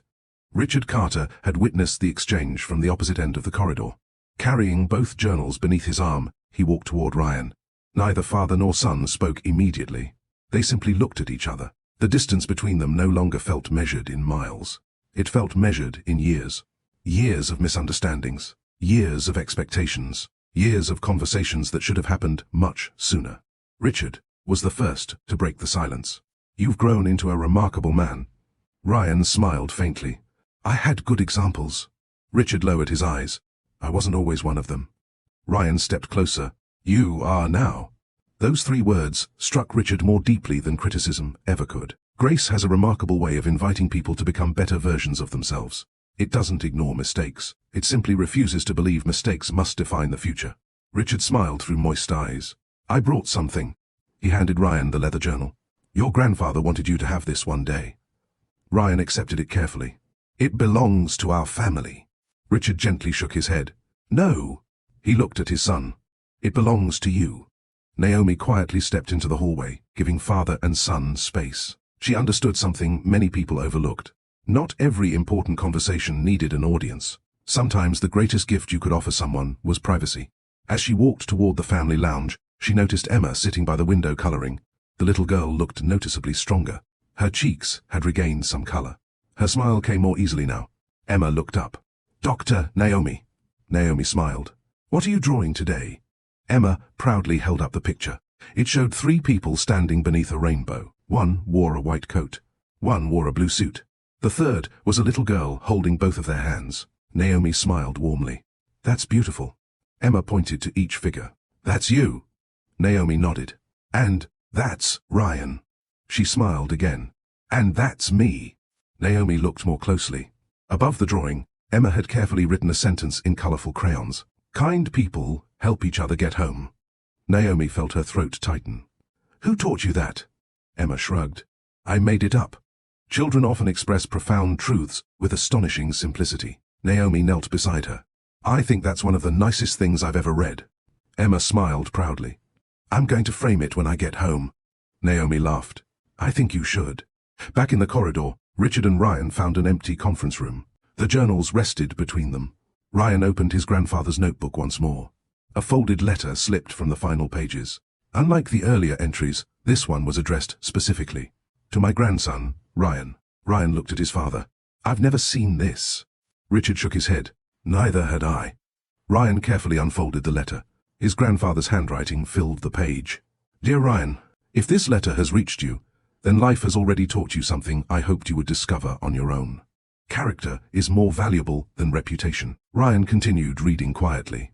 Reputation depends upon what people believe about you. Character depends upon what you choose when nobody is watching. Richard closed his eyes. His own father had spent decades living those words. Ryan continued. You will meet people who confuse success with significance. Do not make the same mistake. A successful person may accumulate wealth. A significant person quietly improves the lives of others. Ryan stopped reading for a moment. He thought about Naomi, Emma, the children's hospital, his redesigned rehabilitation center. For the first time, those pieces of his life felt connected. His grandfather had been describing the very future Ryan wanted to build. He continued, love someone who challenges your character to grow, not your pride to compete. Ryan smiled, without realizing it. His grandfather had perfectly described Naomi. Meanwhile, Jonathan had quietly followed the elderly physician to the hospital chapel. The small room stood empty, except for stained glass windows and rows of wooden pews. The physician lit a candle before sitting quietly. Jonathan approached respectfully. Excuse me. The man looked up. Yes? Jonathan hesitated. This may sound like a strange question. The physician smiled kindly. After 40 years in medicine, very little sounds strange. Jonathan took a careful breath. Were you ever known by another name? The physician looked thoughtful. Then he answered gently. No. My name has always been Dr. Michael Harper. Jonathan studied his face one final time, then slowly nodded. I'm sorry. I mistaken you for someone else. The physician smiled warmly. It happens more often than you'd think. After Jonathan left, Dr. Harper remained seated in silence. He looked toward the stained glass window, then quietly whispered, Almost. His expression carried a sadness no one else could see. That afternoon, Emma insisted on walking a short distance through the therapy garden. The doctors agreed. Slowly, carefully. Ryan walked on one side, Naomi on the other. Emma held both their hands. I feel stronger. Naomi smiled. You are stronger. Emma looked between them. When you two get married? Ryan laughed. Word travels fast. Emma grinned. My mom told me. She became serious. Can I come? Ryan looked at Naomi. She smiled. I think we'd love that. Emma nodded confidently. I'll bring pancakes. All three burst into laughter. Nearby families smiled as they watched. Simple joy has a way of spreading farther than people realize.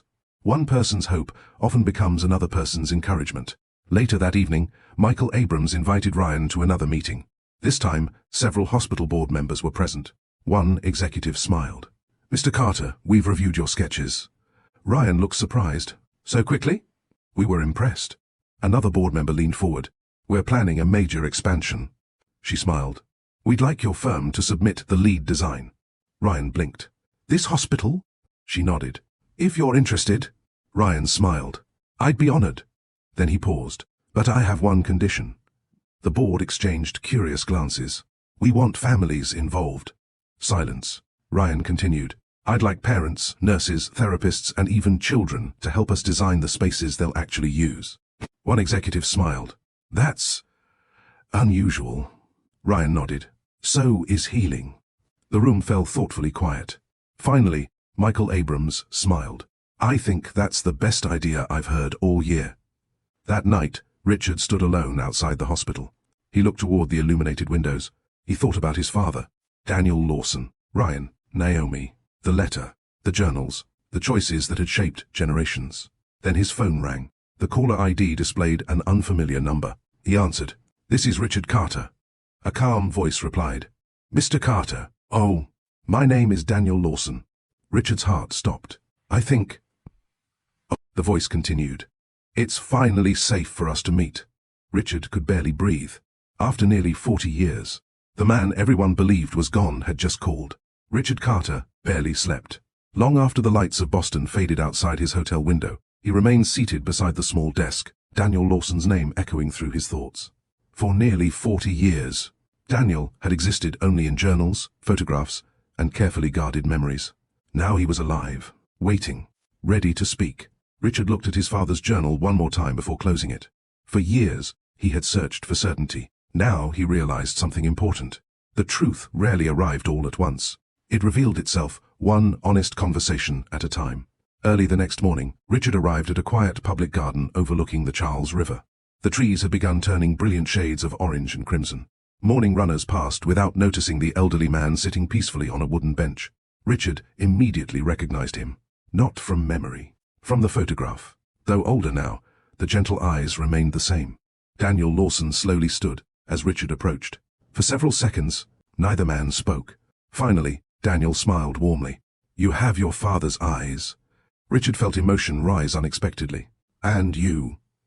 No, he smiled faintly. Look exactly like the man in the photograph. Daniel chuckled. Time has been kinder to the photograph. Both men laughed softly. The tension eased. Richard extended his hand. Instead of shaking it, Daniel embraced him. It was brief, respectful, the kind of embrace shared between people connected by history rather than familiarity. When they finally sat down, Richard spoke first. I've spent my entire life not knowing you existed. Daniel nodded. I know. I've also spent the last week discovering who my father really was.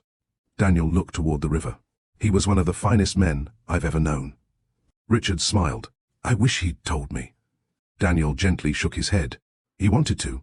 What stopped him? Daniel sighed. The promise he made wasn't only to me. It was to my family. Richard listened carefully. He believed protecting us meant carrying the burden himself. Silence settled between them. Finally, Richard asked the question that had haunted him. Was it worth it? Daniel looked out across the water. I missed birthdays. Graduations. My son's wedding. His eyes grew moist. I never held my grandchildren when they were born. Richard lowered his gaze. Daniel smiled gently. But I also watched my son grow into an honest man. He raised a beautiful family. The people who threatened us never found them. He looked back at Richard. So, yes, my sacrifice gave them ordinary lives. He smiled. And ordinary lives are extraordinary gifts. Richard felt those words settle deeply inside him. People often chase extraordinary moments. Daniel had spent decades protecting the possibility of ordinary happiness for the people he loved. Perhaps there was no greater act of love. At the hospital, Emma insisted on walking the pediatric hallway without assistance. A physical therapist smiled encouragingly. Ready? Emma nodded confidently. Ready. Naomi walked a few steps behind, resisting every instinct to rush forward. Dr. Foster noticed. You're letting her do it herself. Naomi smiled. She needs to discover her own strength. Emma took one careful step, then another. By the time she reached the end of the hallway, every nurse nearby quietly applauded. Emma laughed proudly. I did it! Naomi knelt beside her. No. She smiled. You kept doing it. Emma looked confused. What's the difference? Naomi gently touched her shoulder. Anyone can take one brave step. She smiled warmly. Character is built by taking the next one, and the next one after that. Emma thought for a moment. So bravery is like exercise? Naomi laughed. In a way. Yes. The more we practice it, the stronger it becomes. Several young medical residents overheard the conversation. One quietly wrote those words into her notebook. Wisdom often appeared in the middle of ordinary moments. Meanwhile, Ryan met with the hospital design committee. Large architectural drawings covered the conference table. This time, however, something was different. Instead of beginning with budgets, Ryan began with a question. If you could change one thing about this hospital. He looked around the room. What would it be? A nurse answered first. Private spaces for families to receive difficult news. A therapist spoke next. More outdoor therapy areas. A father whose son had been hospitalized for months quietly added, a kitchen where parents can prepare a normal meal. One by one, ideas filled the room. Ryan didn't interrupt. He simply listened. After nearly an hour, Michael Abrams smiled. You've barely said anything. Ryan laughed. I've learned something recently. What's that? The people closest to the problem usually understand the solution better than anyone. The room nodded. Leadership wasn't always about having the best answers. Sometimes, it meant asking the best questions. Back at the garden, Daniel reached into his coat pocket. He removed a faded envelope. I've carried this for years. Richard accepted it carefully. What is it? A letter. From my son. Richard looked surprised. He knows you're alive? Daniel nodded. He found out 15 years ago. Richard smiled. I imagine that was quite a reunion. Daniel's eyes filled with emotion. It was. He laughed softly. He hugged me for nearly 10 minutes. Then his smile faded. I still regret the years we lost. Richard understood. Healing didn't erase the past. It simply gave people a healthier future. Daniel looked directly at him. Your father carried one regret. Richard waited. He worried you admired his success.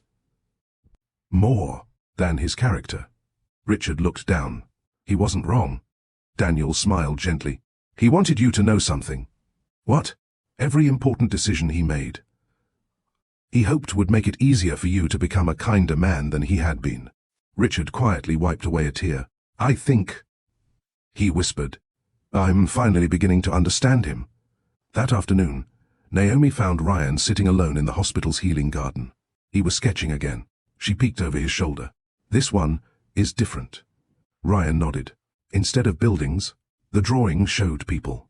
Children playing, parents talking, doctors sitting beside patients rather than standing over them. Naomi smiled. You've stopped drawing structures. Ryan looked at the sketch thoughtfully. I realized something. What? We're not designing hospitals. He smiled. We're designing hope. Naomi leaned down and kissed his forehead. I think your grandfather would be proud. Ryan smiled. I hope so. As evening approached, Richard returned to the hospital. Ryan immediately noticed something had changed. His father looked lighter, almost peaceful. How did it go? Richard smiled. I met Daniel. Ryan waited. Richard placed a gentle hand on his son's shoulder. He asked me to tell you something. What? Richard's voice grew quiet. He said, Oh, never let fear convince you that love should be postponed.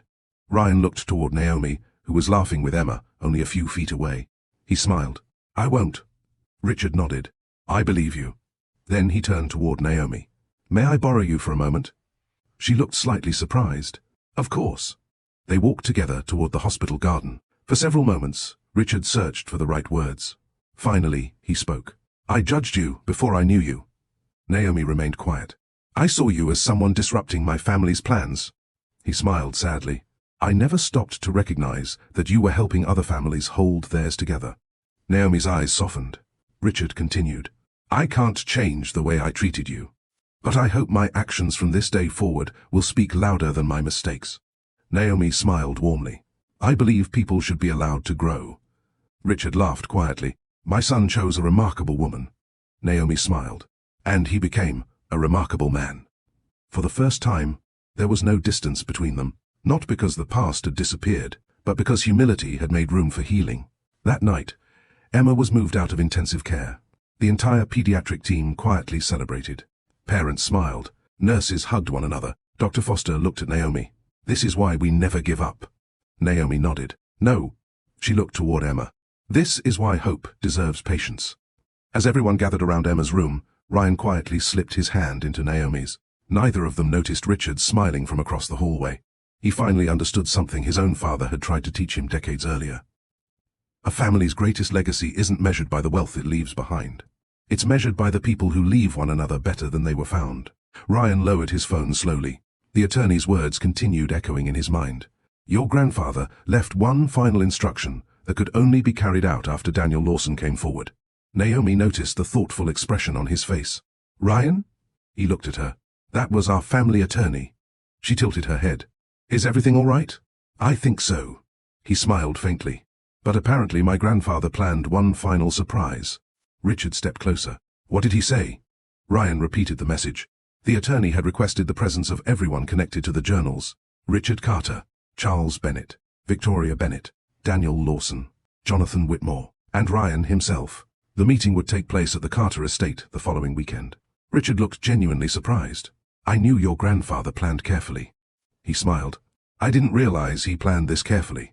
Daniel chuckled softly. William never believed important conversations should be rushed. Everyone laughed. Some habits, it seemed, survived long after a person's lifetime. 3 days later, Emma continued improving beyond everyone's expectations. The medical team smiled more often. Her parents finally slept through an entire night. The treatment that once seemed uncertain had become a genuine source of hope. On Ryan and Naomi's final afternoon in Boston, Emma insisted they visit the hospital garden one last time. She skipped carefully along the pathway. Not perfectly, but confidently. She stopped beneath a large maple tree whose leaves glowed brilliant shades of red and gold. Guess what? Ryan smiled. What? I don't need my lucky teddy bear all the time anymore. Naomi looked surprised. You don't? Emma hugged the bear one last time. I think another kid might need him more. Naomi felt tears fill her eyes. That's a very generous thing to do. Emma shrugged innocently. You and Ryan always help people. She smiled. I want to help too. Ryan knelt beside her. Can I tell you something? Emma nodded. The world becomes better every time someone chooses kindness. She grinned. Then I'm going to choose it a lot. Naomi hugged her gently. Educational lessons often become lasting values when children witness them before they merely hear them. Emma had watched compassion every day. Now, she was becoming compassionate herself. Before leaving Boston, Dr. Foster invited Naomi into her office one final time. I have your official evaluation. Naomi laughed nervously. Should I be worried? Doctor, Foster smiled. Quite the opposite. She handed Naomi a folder. Inside was a formal recommendation. At the bottom of the page, one sentence had been highlighted. Dr. Naomi Williams demonstrates exceptional clinical excellence while preserving the dignity of every patient she serves.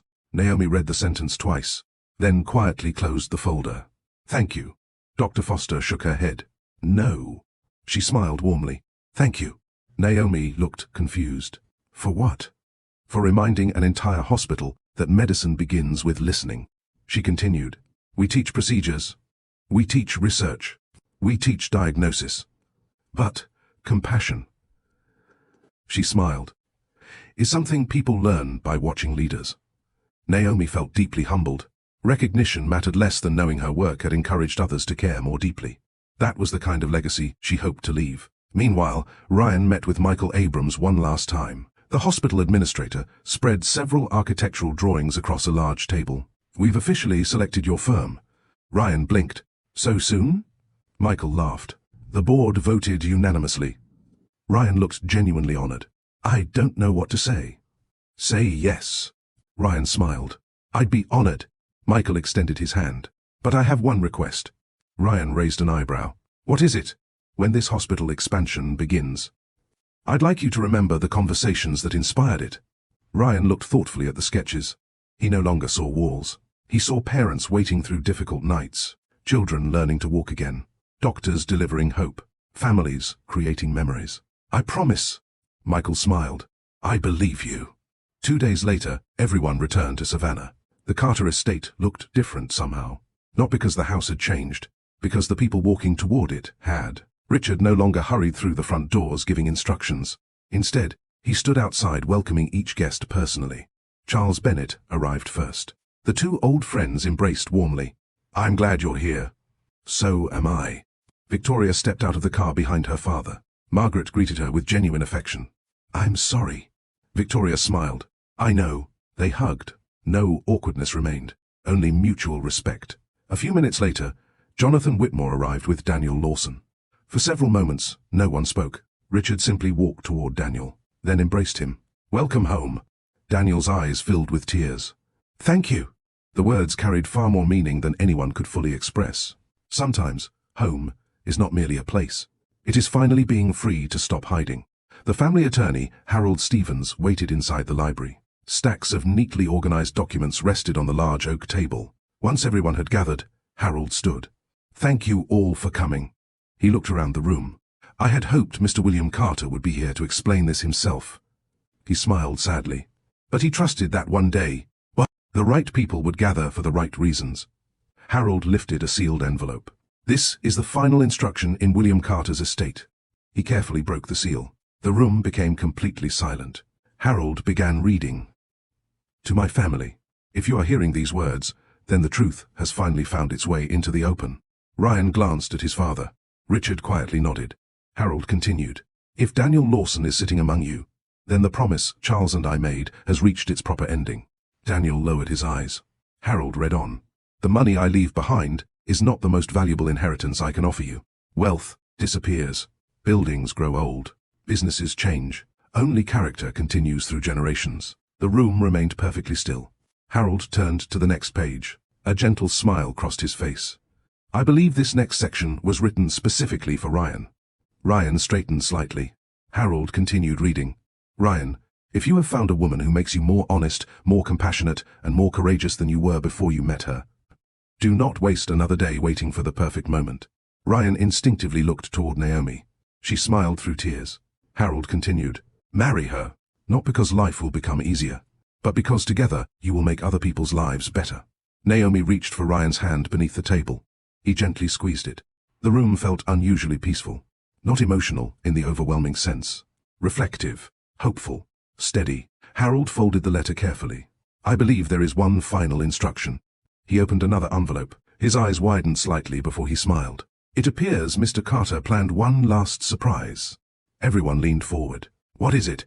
Richard asked. Harold looked around the room. "He has requested that this estate," he paused, "become something entirely different after Ryan's wedding." Confused glances spread around the room. Harold smiled. "The Carter estate is to be converted into a charitable foundation dedicated to supporting children's health, family counseling, educational scholarships, and community development." Silence. Complete silence. Ryan looked stunned. Richard blinked repeatedly. Margaret quietly covered her mouth. Harold continued. "His final written note says..." He looked down. "A house becomes a home when it serves others. A family's legacy becomes meaningful when strangers benefit from it." No one spoke, because everyone understood. William Carter had spent his entire life building more than wealth. He had been building an opportunity for future generations to continue serving others. And now, that opportunity belonged to them. The library remained silent as Ryan slowly closed the velvet box. Inside lay two simple platinum wedding bands. No oversized diamonds.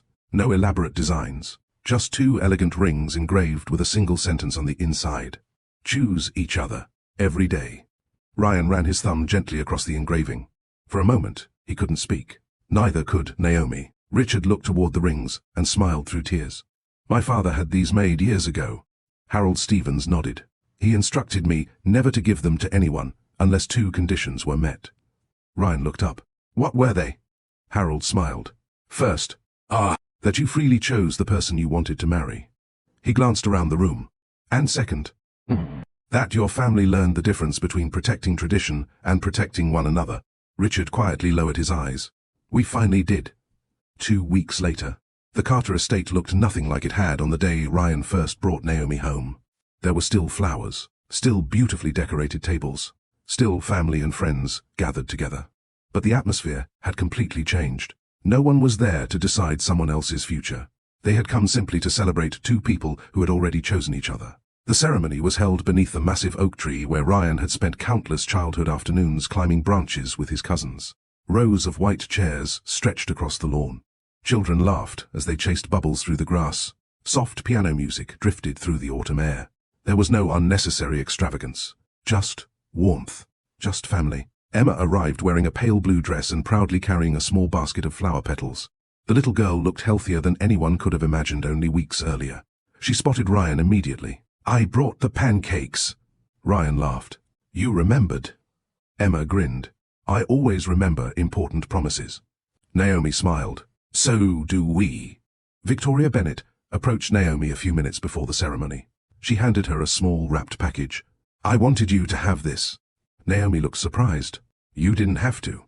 "I know." Victoria smiled warmly. "I wanted to." Inside the package was a silver bookmark engraved with the words, "Strong women never compete to become someone else's choice. They celebrate becoming their own." Naomi looked up, deeply touched. "It's beautiful." Victoria smiled. "So are new beginnings."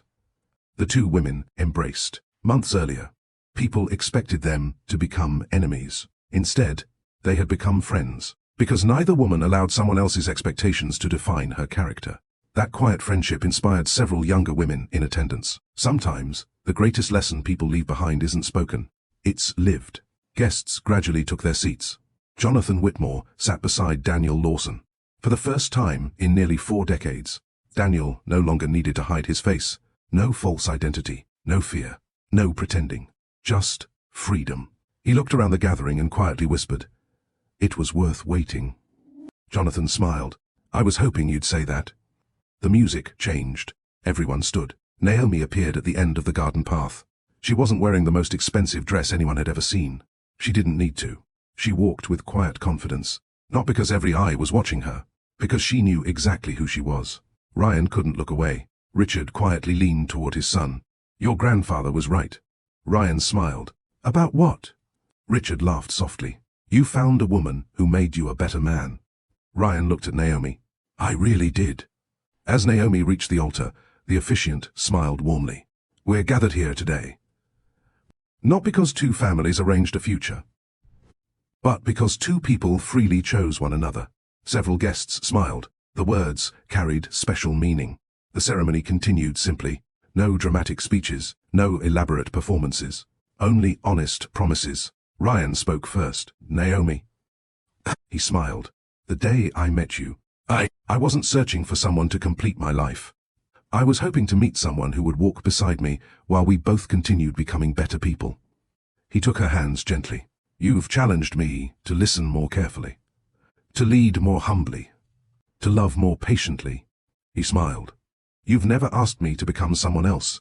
You've simply encouraged me to become the best version of myself." His voice softened. "I promise to spend the rest of my life offering you that same gift." Many guests quietly wiped away tears, not because the words were dramatic, because they were true. Naomi smiled before speaking. "Ryan, I once believed love required sacrificing pieces of myself." She shook her head gently. "I was wrong. You taught me that healthy love doesn't ask us to become smaller. It gives us room to grow." She looked into his eyes. "I promise to protect your peace, to tell you the truth with kindness, to celebrate your victories, to stand beside you during difficult seasons." She smiled warmly. "And to never stop choosing you." The officiant nodded. "Those are beautiful promises." He looked around the gathering. "They're also reminders. The strongest marriages are not built on perfect circumstances. They're built on respect, trust, forgiveness, and the daily decision to place love above pride." The rings were exchanged. Ryan gently placed the band on Naomi's finger.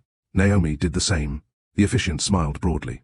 "By the authority entrusted to me, I now pronounce you husband and wife." Ryan looked at Naomi. "May I?" She laughed softly. "You've been waiting long enough." He kissed her gently.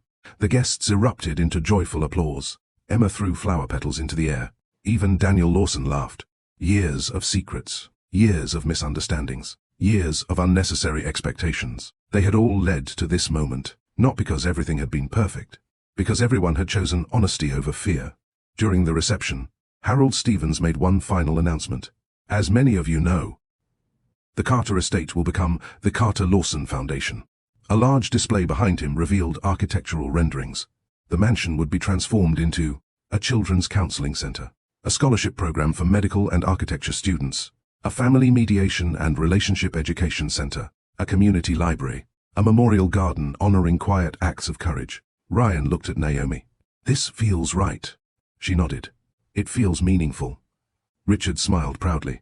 Your grandfather always believed success should outlive the person who earned it. Daniel quietly added, and kindness should outlive success. Later that evening, the celebration grew quieter. The sun dipped below the horizon. Lanterns illuminated the gardens. Ryan and Naomi slipped away from the reception for a few peaceful moments beneath the old oak tree. The same tree where Ryan had played as a boy. The same property where he had once been told another woman had already been chosen for him. Naomi smiled. Funny, isn't it? What? The place where everything almost fell apart. She looked around. Became the place where everything came together. Ryan nodded thoughtfully. I've been thinking about that too. He looked toward the foundation plans displayed inside the mansion. If my family hadn't made that mistake, I might never have learned what kind of husband I wanted to become. Naomi rested her head against his shoulder. And if I hadn't learned to value my own dignity, I might have walked away the moment things became difficult. Ryan smiled. I'm glad you stayed. She looked at him. I'm glad you stood beside me. Above them, the evening breeze gently rustled the oak leaves. For a moment, both imagined William Carter smiling somewhere beyond what they could see. Not because his grandson had inherited the family estate, but because he had inherited something far more valuable. The courage to choose character over convenience, love over pride, people over appearances. Epilogue. 5 years later, the Carter Lawson Foundation had helped thousands of families. The Children's Counseling Center was always busy. Scholarships had sent dozens of young students into medicine, architecture, nursing, and social work. Ryan's architectural firm became nationally recognized, not for building the most expensive facilities, but for designing spaces where healing, learning, and community could flourish.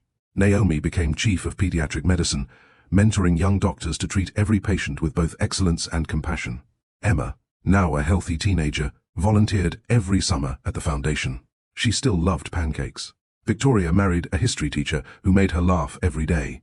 Richard and Margaret dedicated much of their retirement to mentoring young couples about healthy family relationships. One lesson became the foundation's guiding principle, engraved at its entrance for every visitor to read. Love is never proven by control. It is proven by the freedom to choose one another every day. And so, the story that began with a family trying to choose a bride ended with something far more enduring.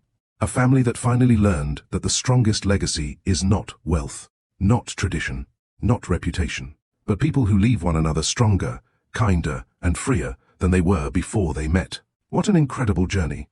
Ryan and Naomi proved that the strongest love isn't built on pressure or tradition. It's built on respect, honesty, and the courage to choose each other every single day. If this story touched your heart, please like this video, subscribe to the channel, and turn on the notification bell for more powerful love stories filled with life lessons and unforgettable endings. And before you go, tell us in the comments, what was the biggest lesson you learned from Ryan and Naomi's journey, and which moment touched your heart the most? Thank you for watching. We'll see you in the next unforgettable story.